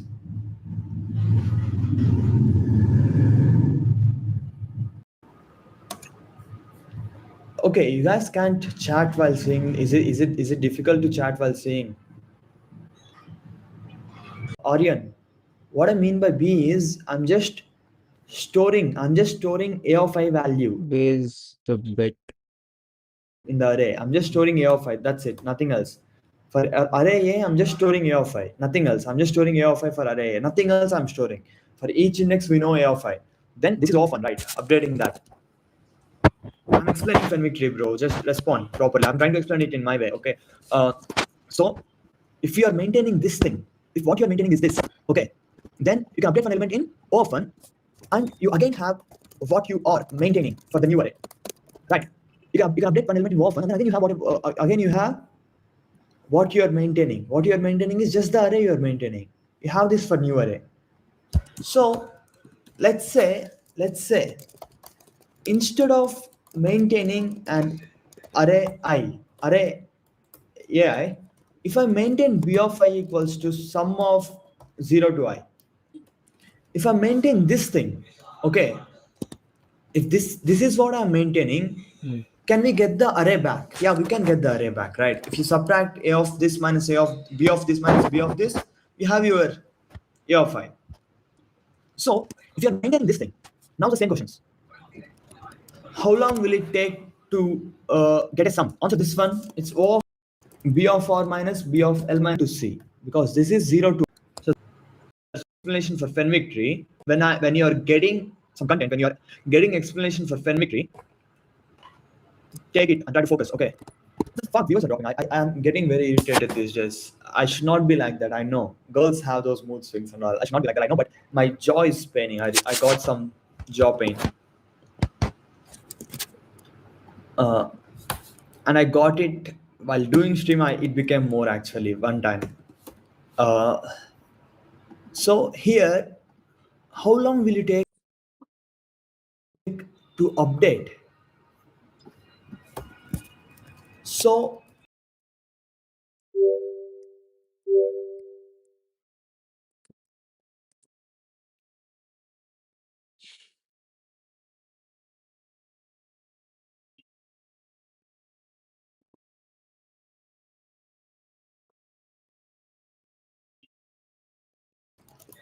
this is first question. Okay. Second,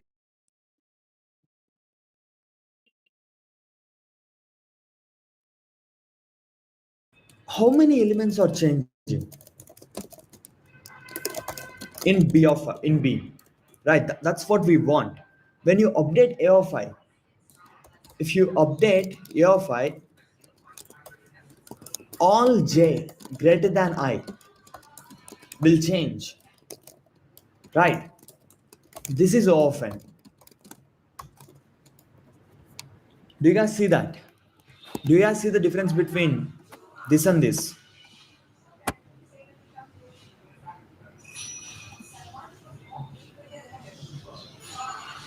So that would be without. Okay, that's a nice question. That's a nice thing. I got the solution that Mohit told long back, but let me explain Fenwick tree too. Okay, if you break down it like that, now what do we want? Now we want all subarrays that use us, but even that is not that easy to count, right? Okay, I'm just trying to explain Fenwick tree. So this is how I'm explaining Fenwick tree, by telling to consider an array a of I, and then trying to consider prefix array. Okay, if all you're maintaining is this array, then what happens is you can change an element in O of 1, but to get the sum, you must do O of n. Okay, but instead, let's say you're maintaining prefix sums. Now you can get this sum quickly in O of 1, but to change an element, you have to update all the indices that occur later, right? Because all of them will be updated now. Why? Because that's what you're maintaining. If you're maintaining something, and if all of those, if this is what you're maintaining and all those indices are changing, then you must update all of them, right? Now, what is a natural question that may arise? Okay, from complexity wise, what's a natural question that may arise? Can you maintain something else that gives you that gives you both in what complexity?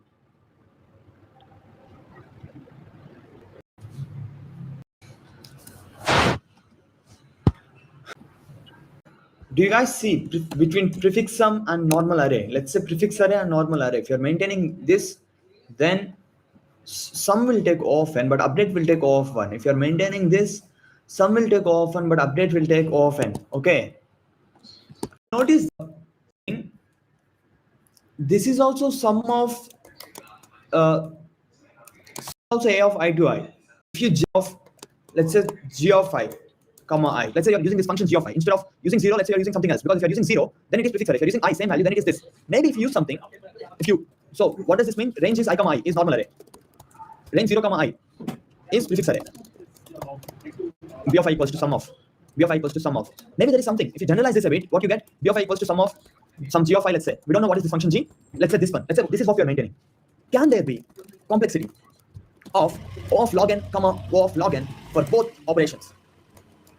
Is very quick than log n. You guys, O of 1 is too quick. O of 1 is very quick than log n. You guys might think log n is small, but think of log n. Log n grows exponentially, right?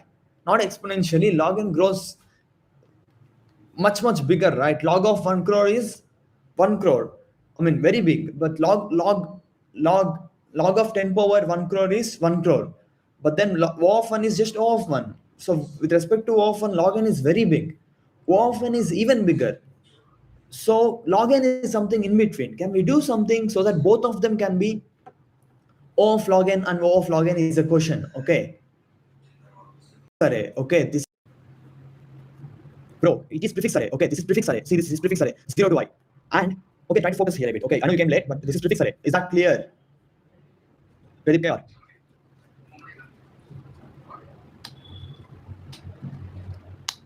What do you mean B? Can you even type more so that it will be more I can understand it in a better way? I wanted to say, if all you're maintaining is this one, then what happens? So now maybe we can think of something.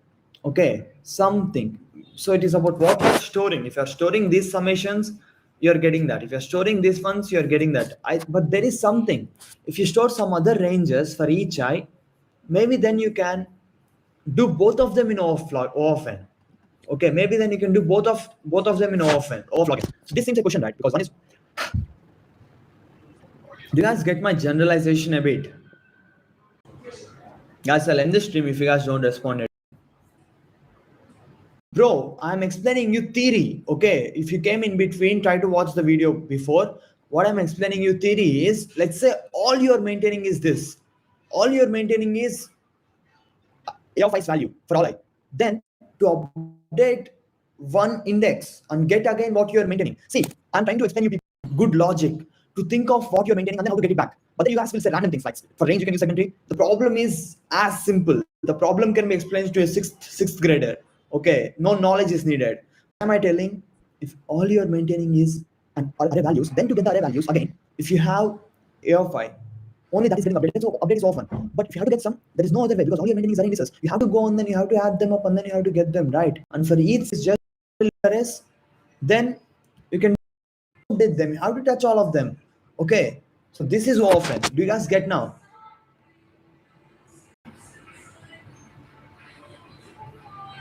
It's not for experts. Okay. I'm explaining it for newbies. I hope you try hard. Okay. Once the video ends, spend 2 hours, play the video, slowly watch, slowly think, slowly try to understand. Okay. Try to use it in that way. And high people is they use what you have well. So if what you have is it's contradictory. If you cannot use what you have well,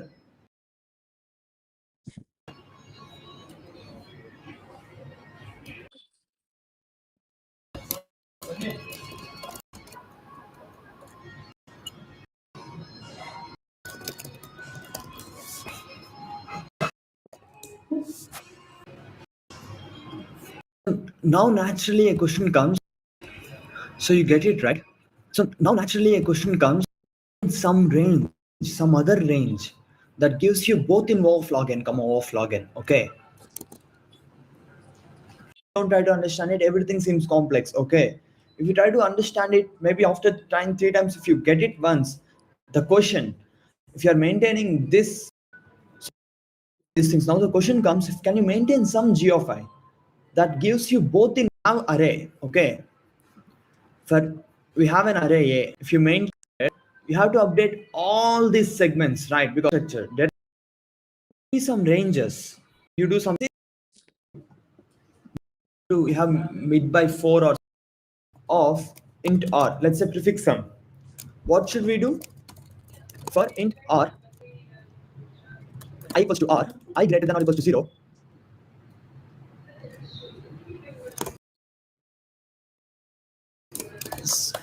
Red plus equals to b of I,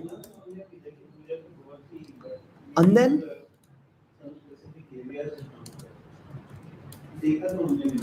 what should happen to I? I equals to g of I minus 1.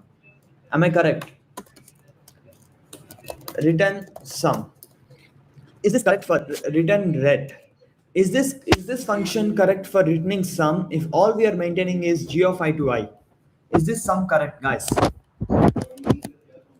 Is that sum correct? Hello. This chat is not going down now.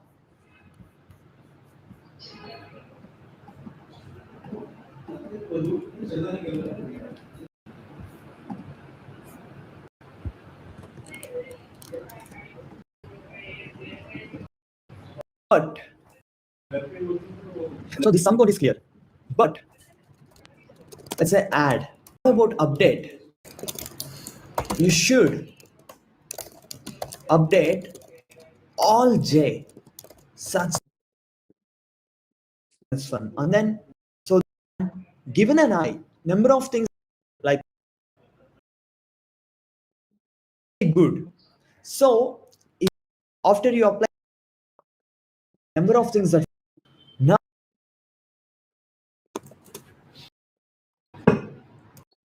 reason, okay.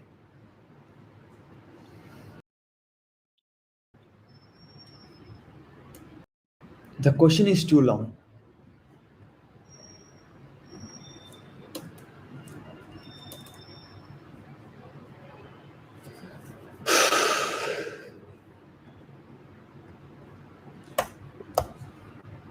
$99.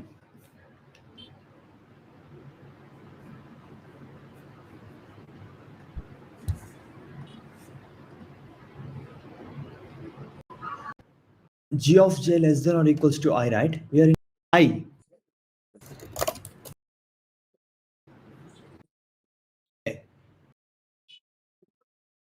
One point, okay. If you understand this 1 point, you can see all of them must be ones, and after that this will become less than or equals to I. Lost consecutive ones, contagious ones is our g of I, and we clearly proved this size is less than or equals to log n. You have to make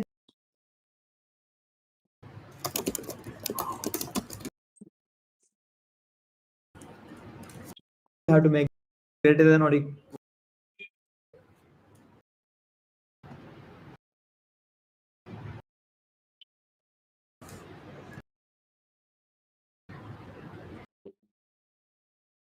Point. She wants to join 0.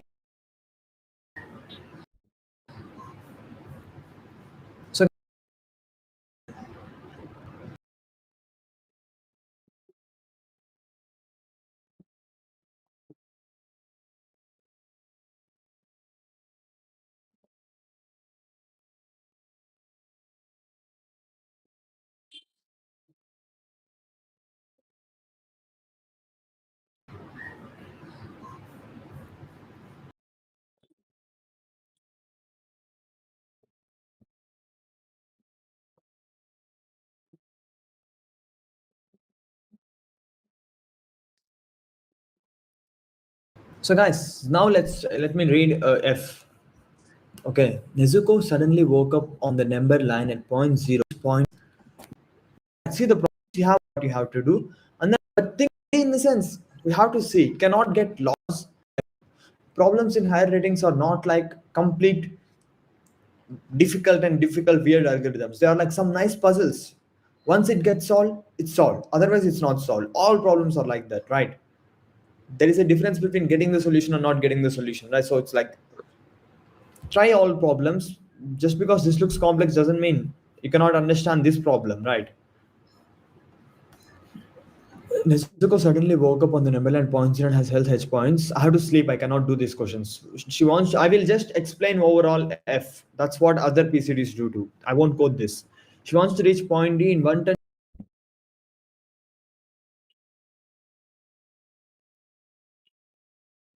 behind. 70 minutes. So you just mentioned. Hello. Hi guys, good morning. Welcome back to a new video. In this frequency problem number 4 of contest 387 of today's weekly contest, which we bring in every week for bi-weekly and weekly after the contest. Cool. In this we are going to see distribute elements into two arrays too. Now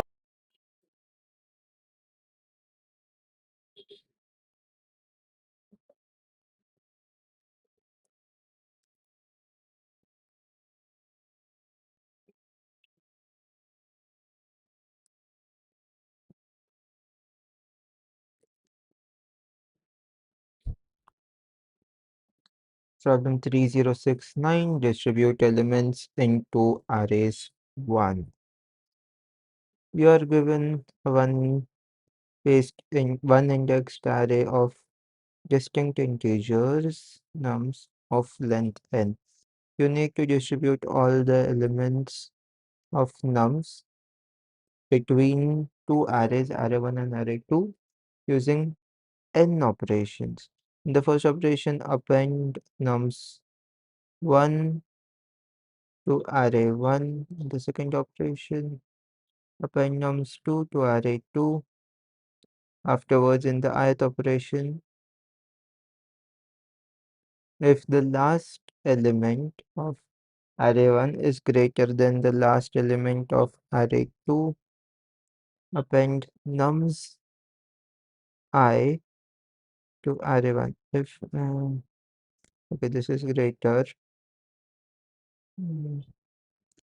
Okay, otherwise append nums I to this.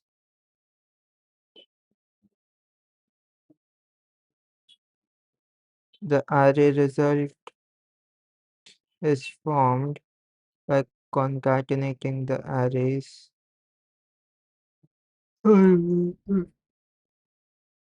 Oh.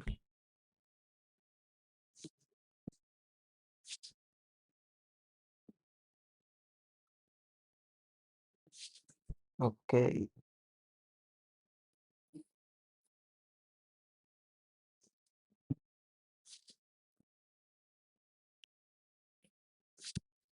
N can equal to nums dot length plus 1 divide by 2.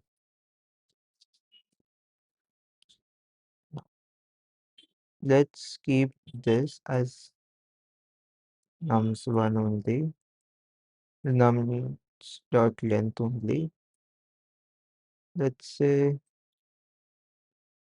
int length and half of n equal to n plus 1 divide by 2.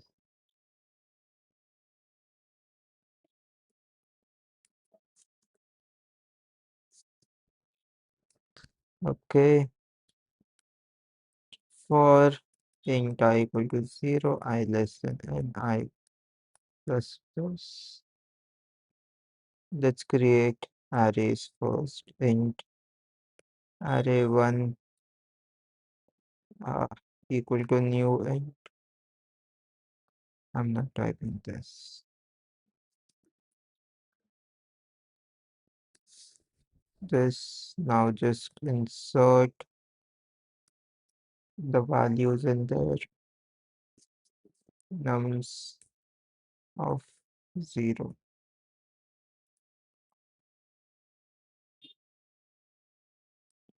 nums of I.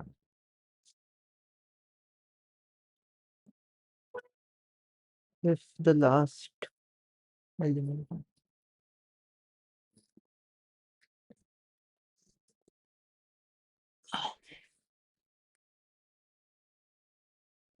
Okay.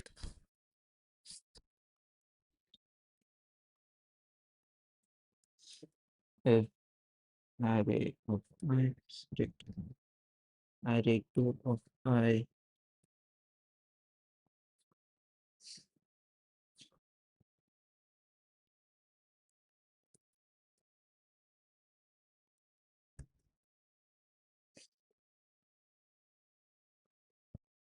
arrays 2, then just going to add array 1 array x equal to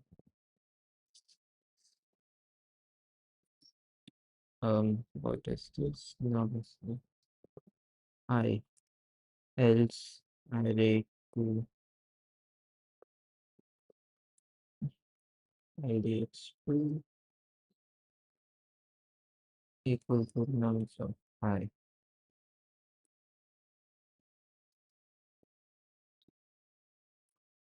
Current num in array 1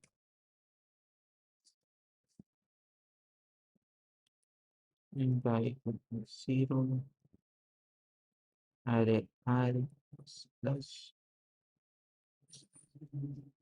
that's my questions. This contact equal array. This will be make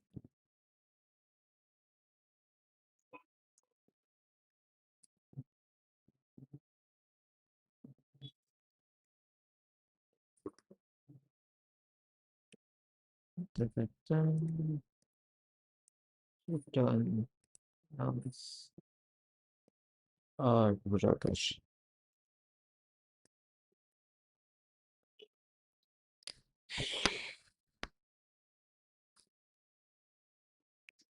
What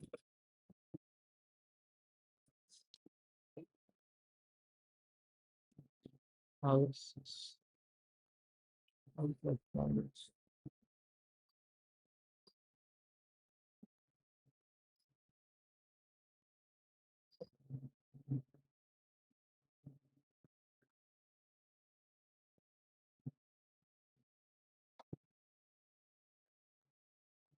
Oh, no.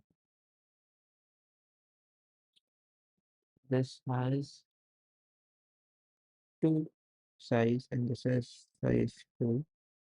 This has 2 and 1. 2 and 1. 2 is greater than 1. So this and add it in here, which is 3. And again 3 is greater.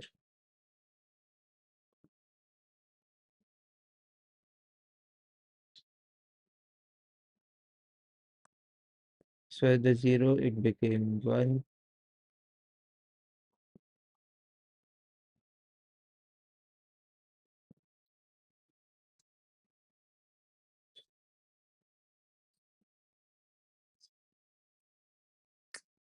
Just create another list.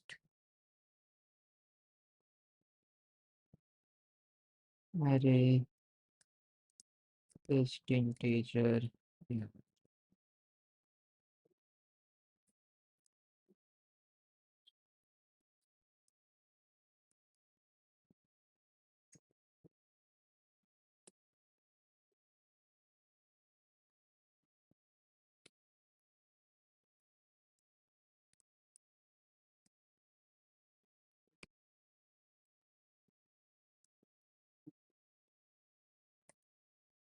This is this.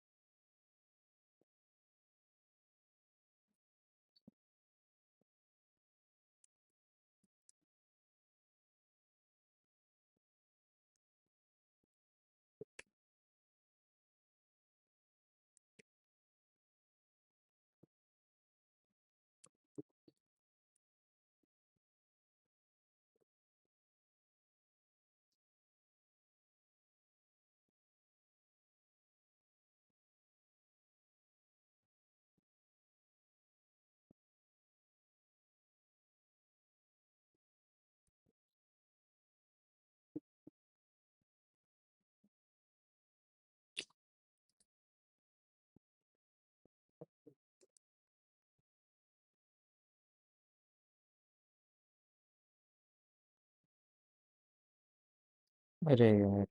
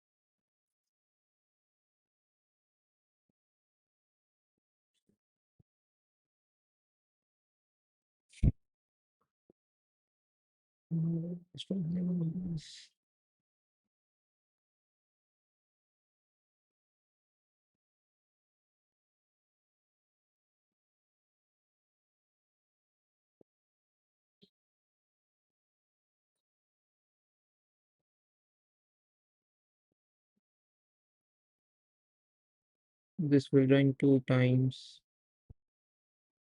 This will run once.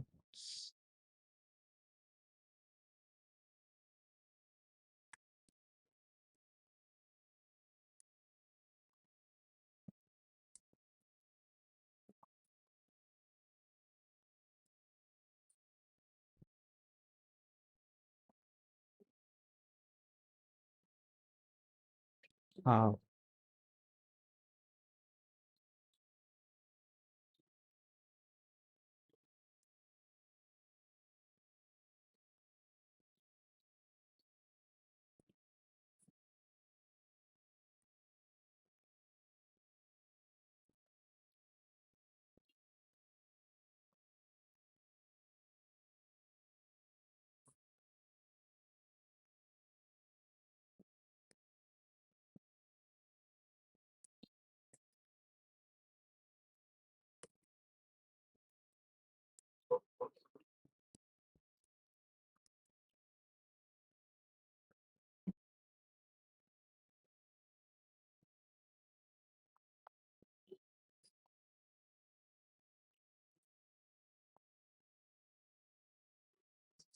Oh my God.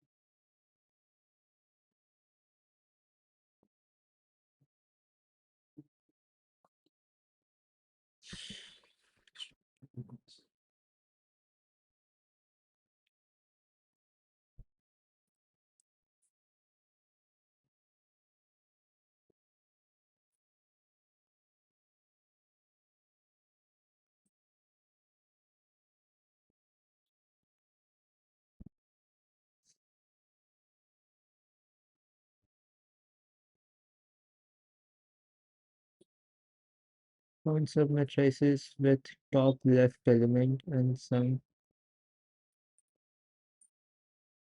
top element and some less than k.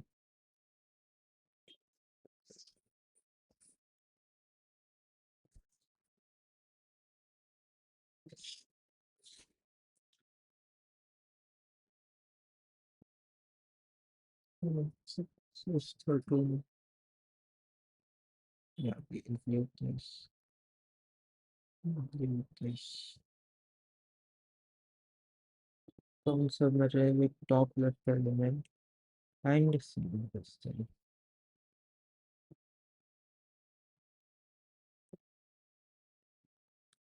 Problem 3070 counts submatrices with top left element and sum less than k.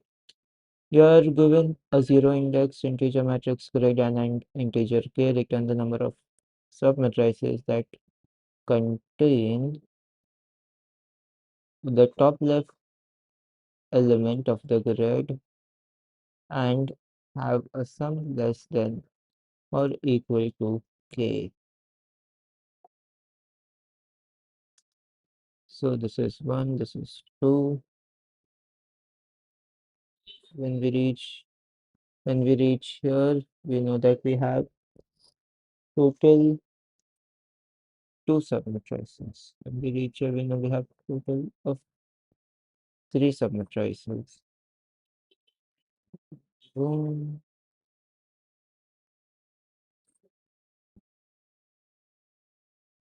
Yeah, we can only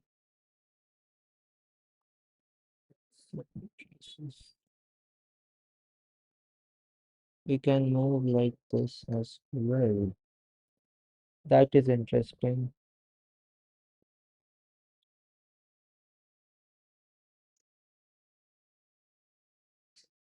So we need to check whether this and this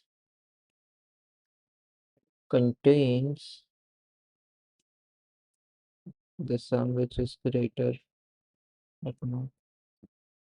So we can create a Boolean matrix and just keep marking true, true, true. Yeah. Is second problem similar? Write the vector by on the grid.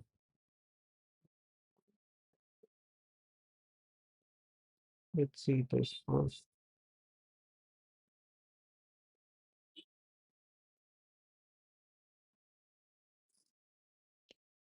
Or should we go for overflow square? Like we can, but let's move into this, this. We can choose this or this or this or this or this or this.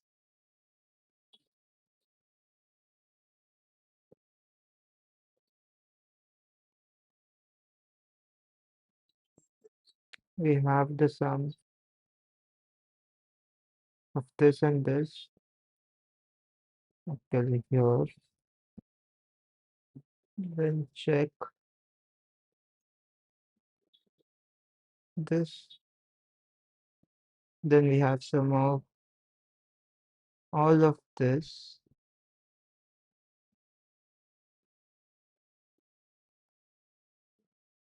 In this cell. We can have some of this. We can have some of this using some of this and the above element.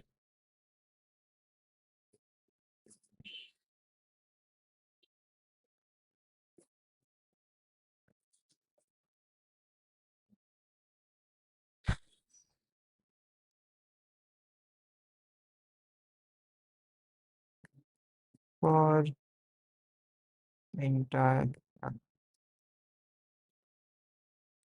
int r equal to grid dot length int c equal to grid of 0 dot length. Now we create a Boolean matrix equal to new Boolean RC for int I equal to 0, I less than R I plus plus for int j equal to 0, j less than C, j plus plus.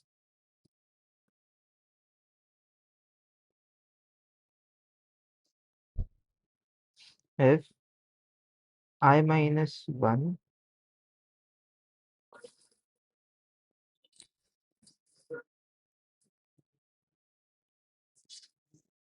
if I minus 1 or j minus 1 or j minus 1, if this equals to, if this is less than 0, less than 0,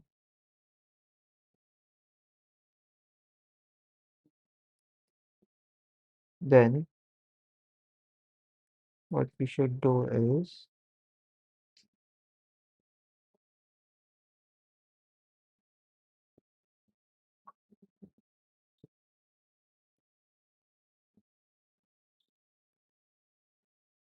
simply just take the previous. If what if both are 0? Now, if I equal to 0 and j equal to 0, then we are at the first index. So what we do is count equal to 1,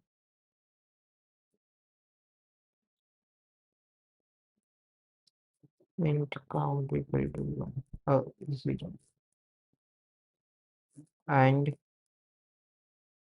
mat of I comma j equal to true.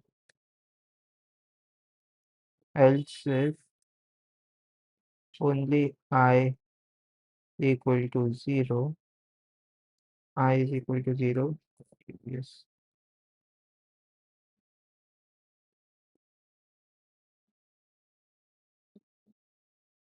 count in grid of I comma j, do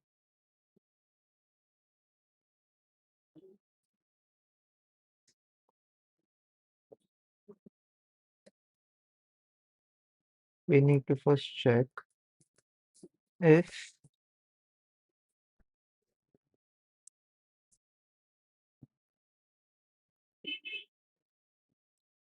grid of I comma j plus grid of I minus 1 comma j, if this is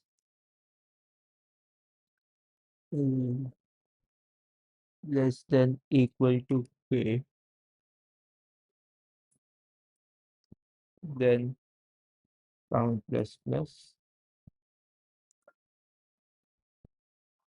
1, 2, 3. This is 1, 2, 3. This is, yeah.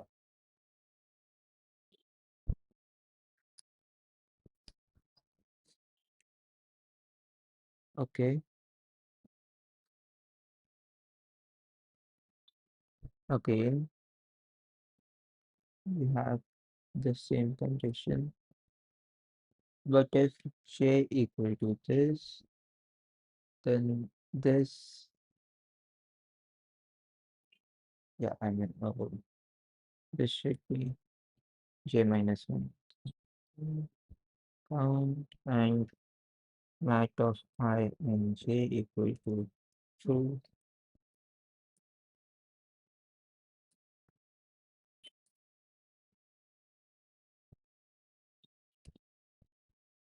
This is the basic edge cases.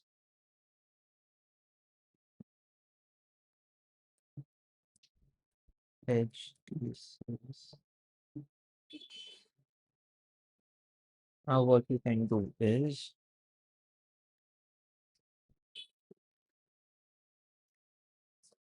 if this is true, else mat of I comma j equal to false.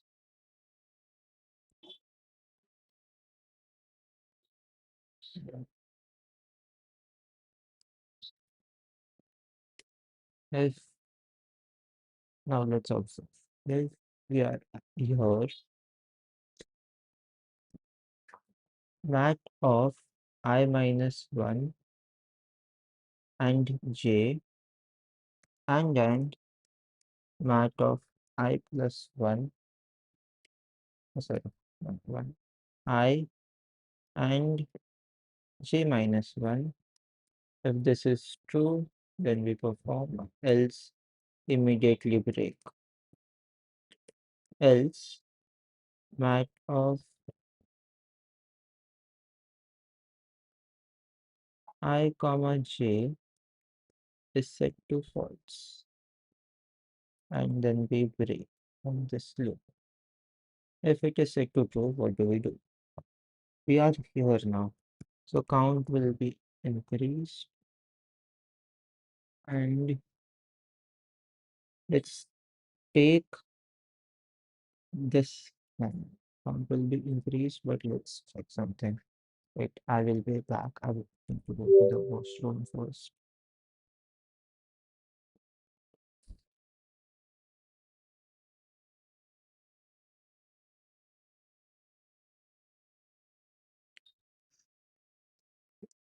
This is a very implementation heavy problem.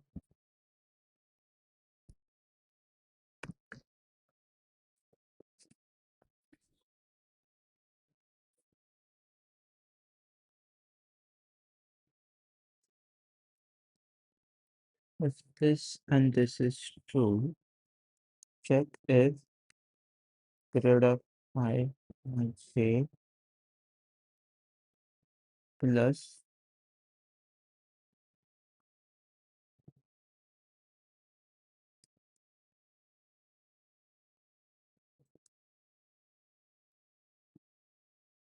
so we include this element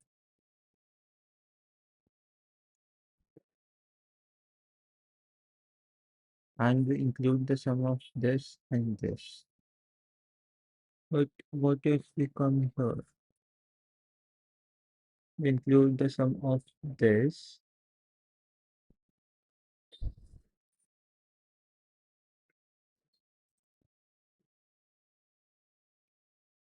and sum of this. What if we want to include, include the sum of this, the sum of this. So we have this repeating.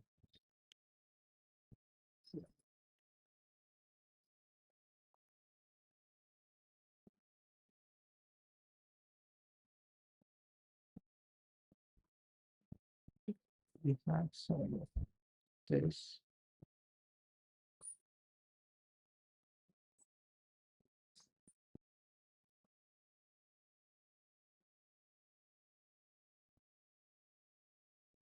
We have sum of this here. Then again we calculate this. But wait, the sum of this is getting included. So subtract sum of this. Yeah. Root of ij plus I minus 1 plus j. Grid of I and j minus 1 and subtract grid of I minus 1, j minus 1. This should be less than or equal to k. If this is true, count plus mat of I comma j equal to true. Else mat of I comma j equal to false, and then okay, and the return grade. No, at the end return count.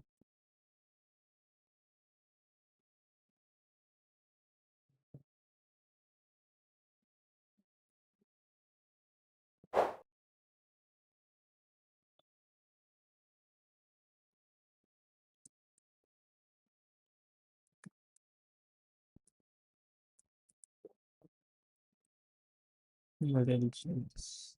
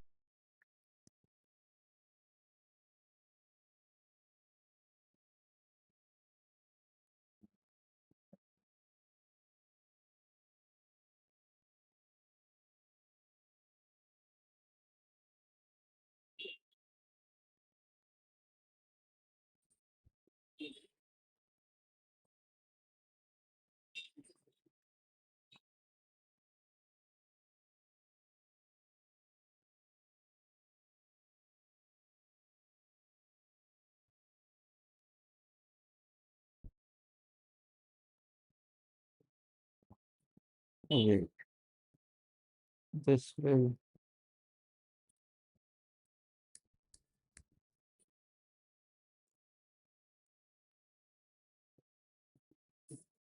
be also.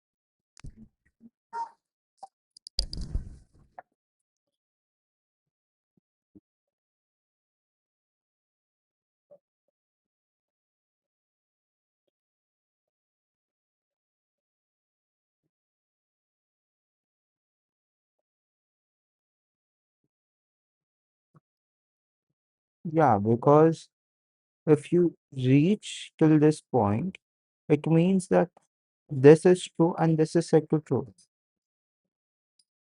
That's why I was pretty confident to apply this formula.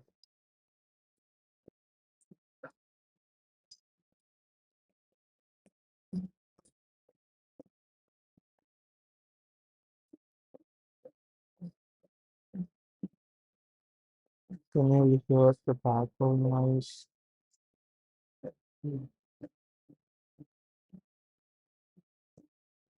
Question. So, store means you're not. Question. So,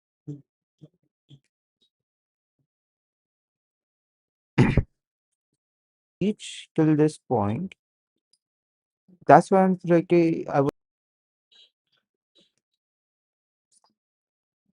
okay. Let's see. We don't need DP booleans. We don't need to.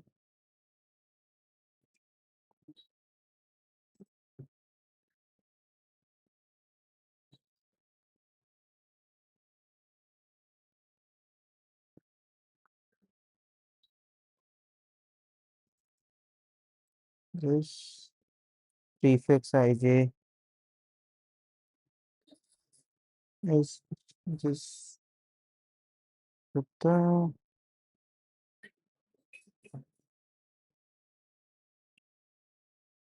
prefix ij.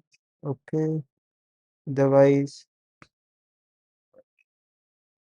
If both are greater than this, prefix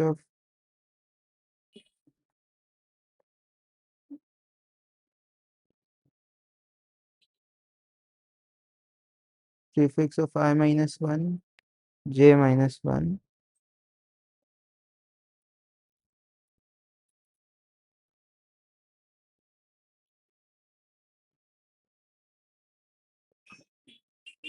Prefix of this.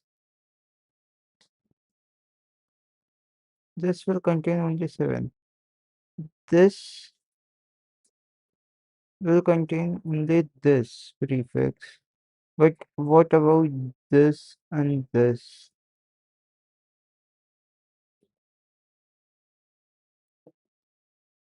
Let's write about if this code works. This is so dumb.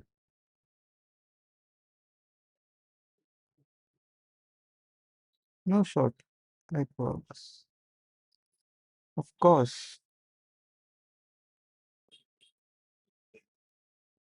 If this is greater,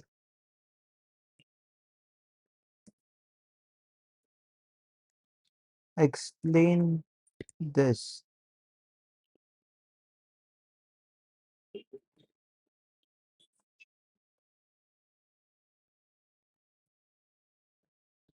Because how is this storing? How is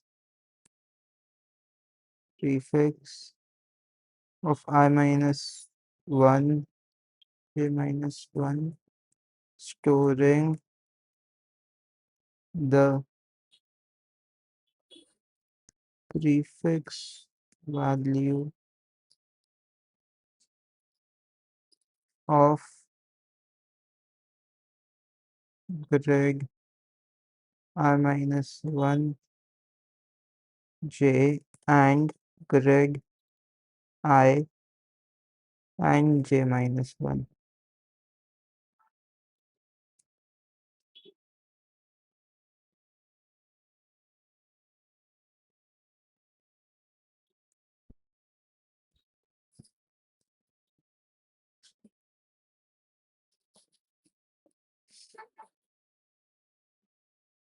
Oh, wait.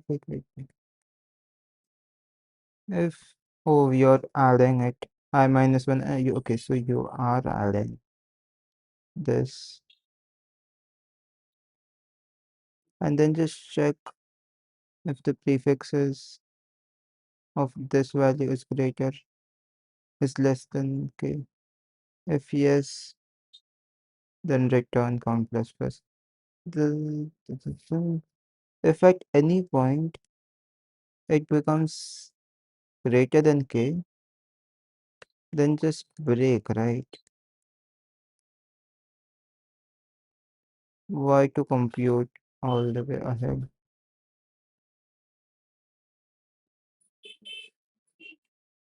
No. This case will fail. For example, when we reach here, prefix of I comma j, it becomes greater, or rather, if we had another row here, and if this didn't satisfy, but these satisfies, then it will fail. Okay, so this is correct. Yeah. This prefix of above I minus 1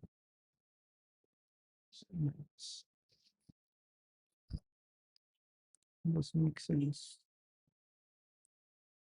Um,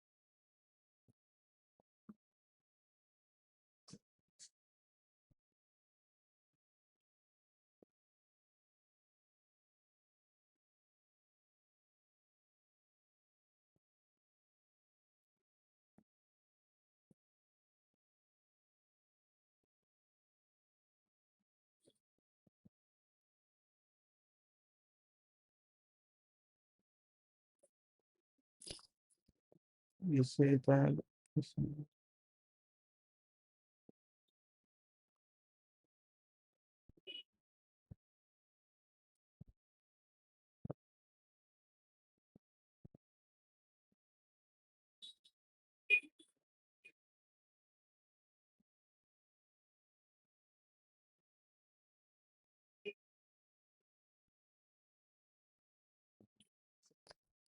is also a good problem.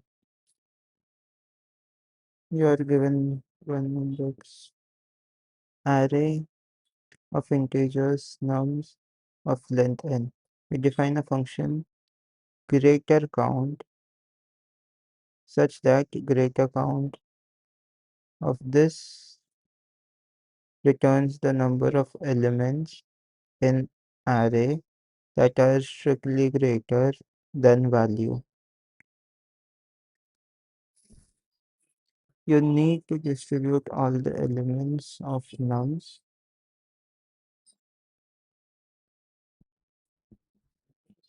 between two arrays using an equation.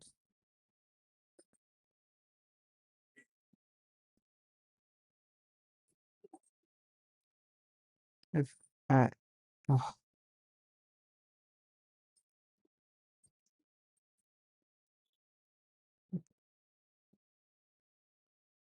greater count represent the array and the value returns the number of elements in that array that are strictly greater than the value. Strictly greater than the value. You need to distribute all the elements of number using n operations. The first operation applying comes 1 to array 1. Second operation. Afterwards, the if operation. If greater count of array 1 is greater than greater count of the number of elements in that array is strictly greater than value. When nums array 1 is with lesser number of elements.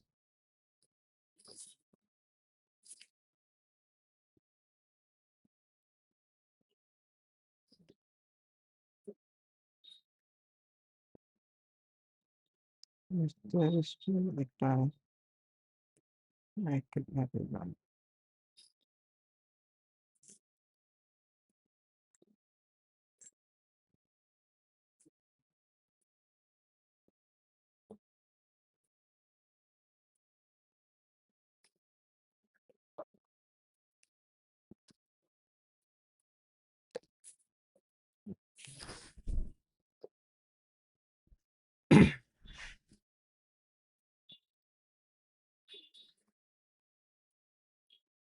You can continue.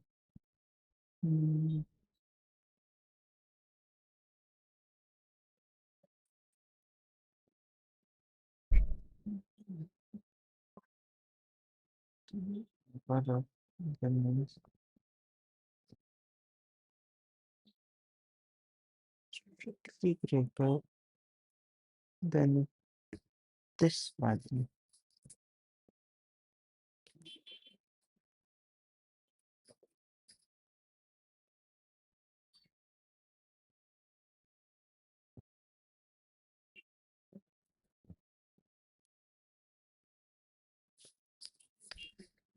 Now, please don't go on to other solutions because of lead code weak test cases, n squared solution also got passed, and this should not have been passed for this problem. Many people have got there, and that's the reason the number of submissions are quite large, because people don't even know that their solution which they have written is O of n squared and not O of n, O of n log n. But we will understand this, how this can be done. I'll show you a very, let's see what this says. Although this problem is actually of Fenwick tree, but we will see it. Gift your family.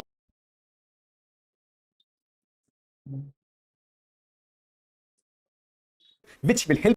Although this problem is actually of Fenwick tree, but we will see it and we will learn a data structure. structure, which will help you a lot in your CP journey. Cool. Let's study. It says that again, it has a version 1 also, which is very easy, which we might not end up bringing because it's a very easy problem. But yeah, let's see this problem. It says that you are given a one indexed array of integer nums of length n. Okay, which means okay, the array is one indexed and I have an integer array called as nums. Now I define a function greater count. Now what is that function? It says that greater count. I have given this array ARR and this is the value, which is the specific value is the value, and I have to return the number of elements in ARR that are strictly greater than value. Now, as soon as you must have heard this, you must have thought, Aryan, that is so simple. I'll simply sort this array. I'll simply sort my array ARR 1, 2, 5, 9, 11, and I want to know okay value. Let's say this is my ARR, and I know okay my value is let's say 12, or let's say my value is 8, or let's say my value is 6. Then I will simply do a binary search, and then I would know that greater than 6 I have 2 elements. So bro, for sure the answer will be 2. So bro, it is very simple. I will simply use a binary search and will simply find my greater element in login time. So a simple question, bro. Let's read the question, then we'll go on to it. Cool. Now the next says that you need to distribute all the elements of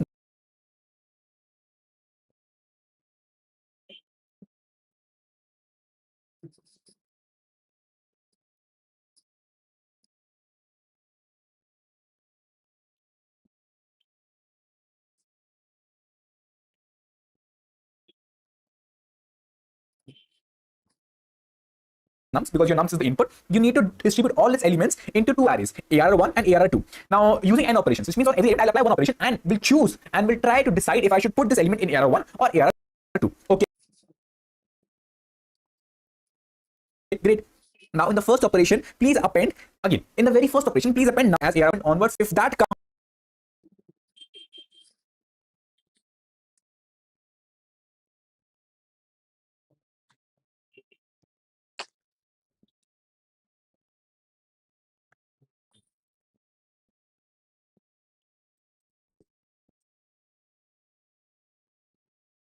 Not okay.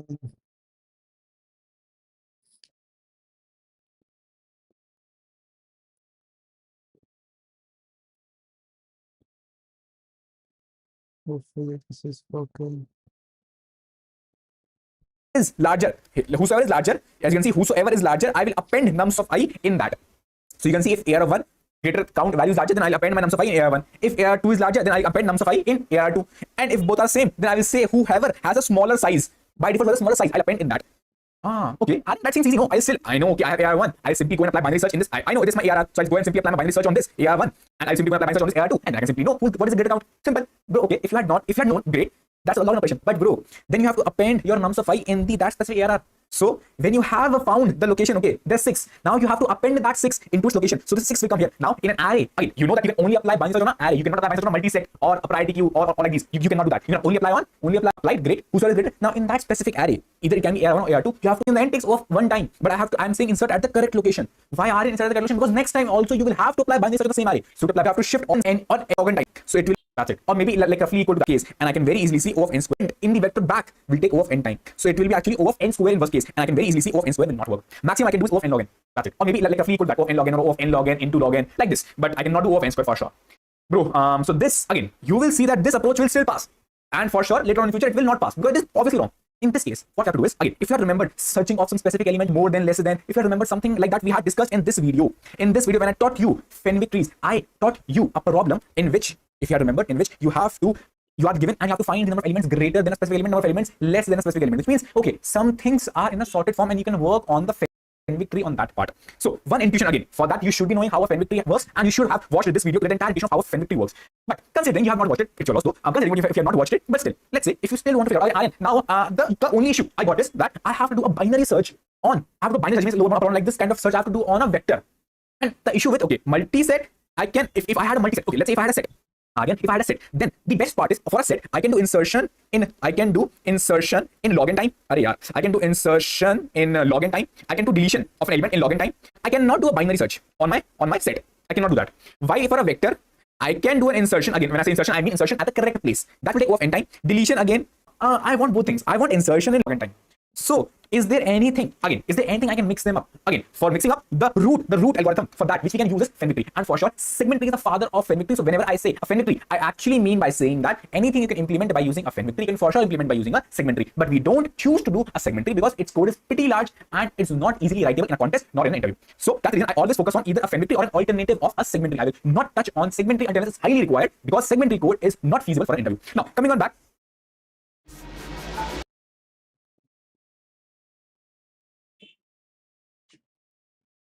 we know that we want a mixture of this. Now, for the folks who have been doing CP or who have been following us for a long time, because this problem has come after a long time, who have been following us for a long time, they must have known this can be solved by policy-based data structure. So that data structure is a mixture. What has been built, like I'll show you, there's a very good blog on Codeforces about policy-based data structure. So you can just go and search this blogs by admins.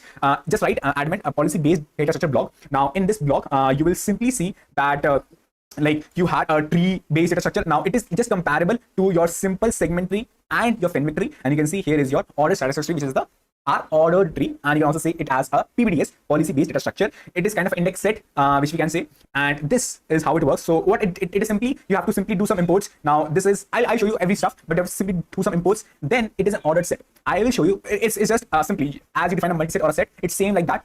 In that you can insert some element.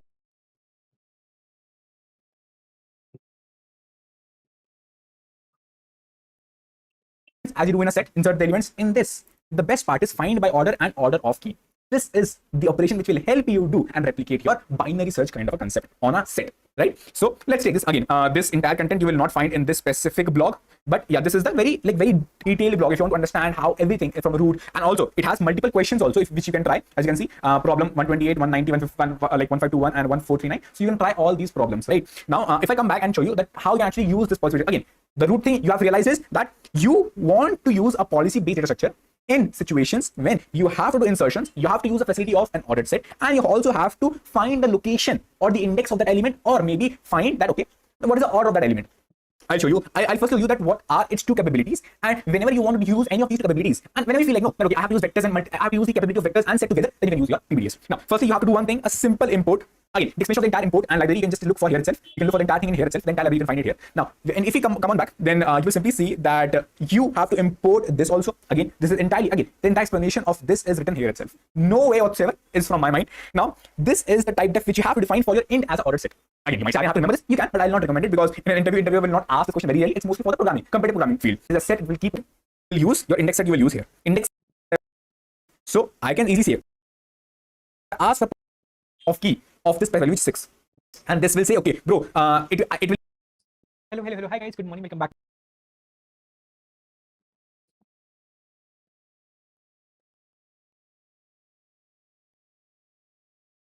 A new video. In this video as well, find a subarray with bitwise and closest to k. Spoiler alerts. People who have watched 2-pointer crash course and segmentary crash course and bit manipulation crash course and binary search template or a Fenwick tree, again, either a segmentary crash course or a Fenwick tree crash course, either one of them, you are good to go to understand or to also think from yourself all the approaches. What every crash course we have taught and how they're useful is, in this we taught the properties of AND, which is directly applicable to this problem. In this we taught where all you can apply 2 pointers in sliding window, and also the template which is directly applicable to the most optimal solution. In this we taught the most optimal least modified code of a segment tree which you can use, which I will show you exactly same code using it. This is for the interviews, that if you want to write the same functionality as out of segment trees, but yeah, not all, but yeah, most of them.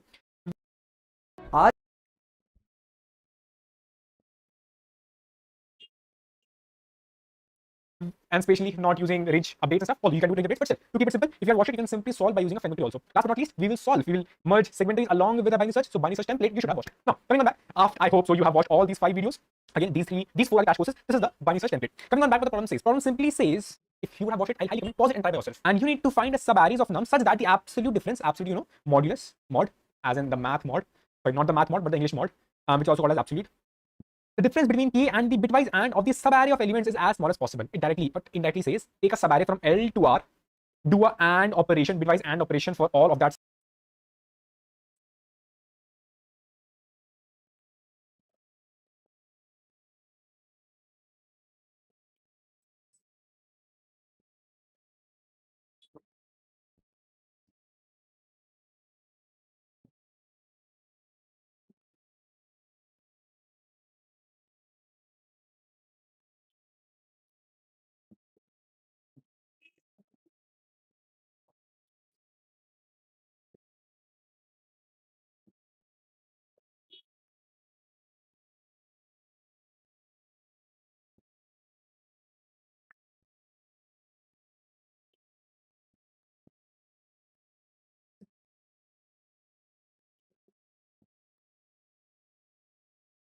Subarray elements,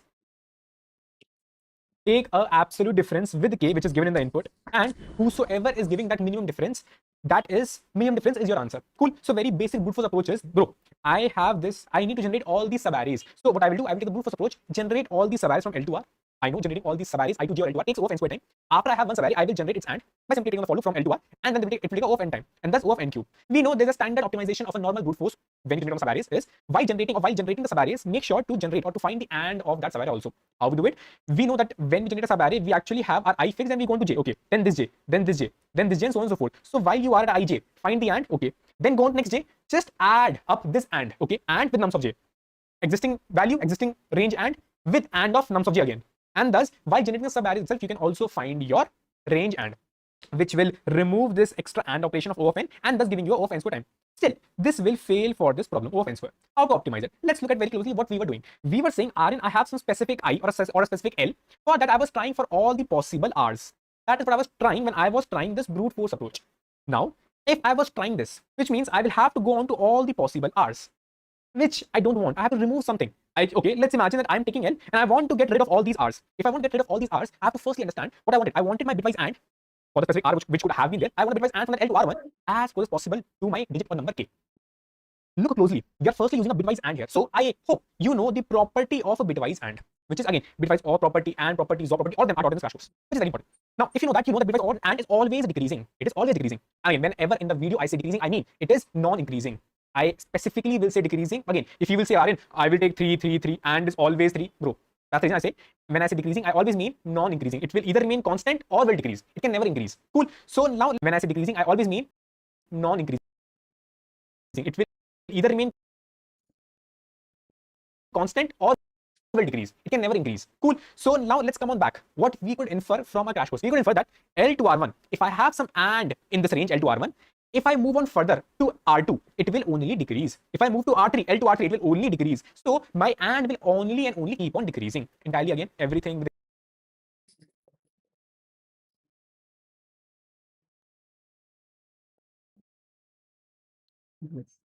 This is difficult.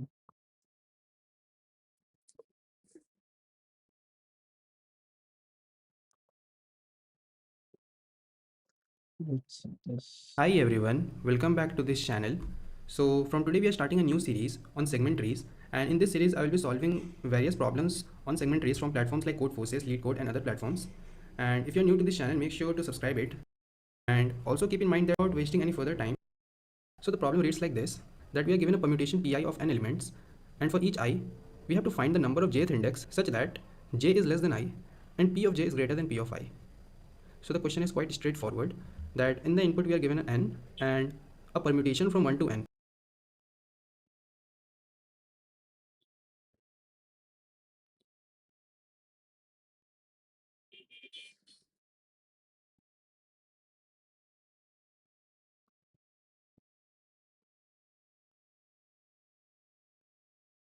In any order. So here 4, 1, 3, 5, 2.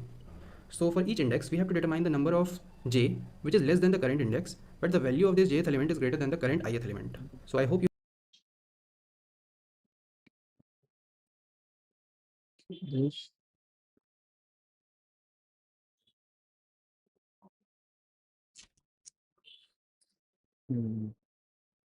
have understood this question. This is quite simple. So we will see how we can solve this problem first from the brute force method, and why the brute force method will not work. Logic, the very first example 3, 5 times, that is for each index. Okay, I know how to solve that problem. So suppose, but I am very tired right now. How to solve that problem?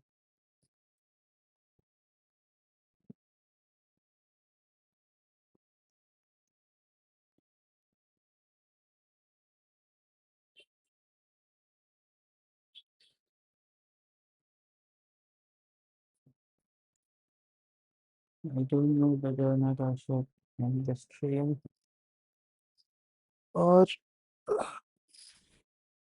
just take a break and come back.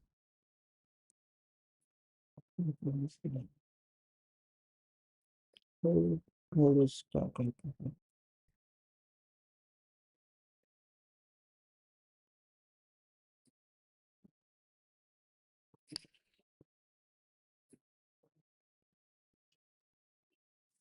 I think I will pause. Just pause the stream and come back. Just probably like eat some food and come back.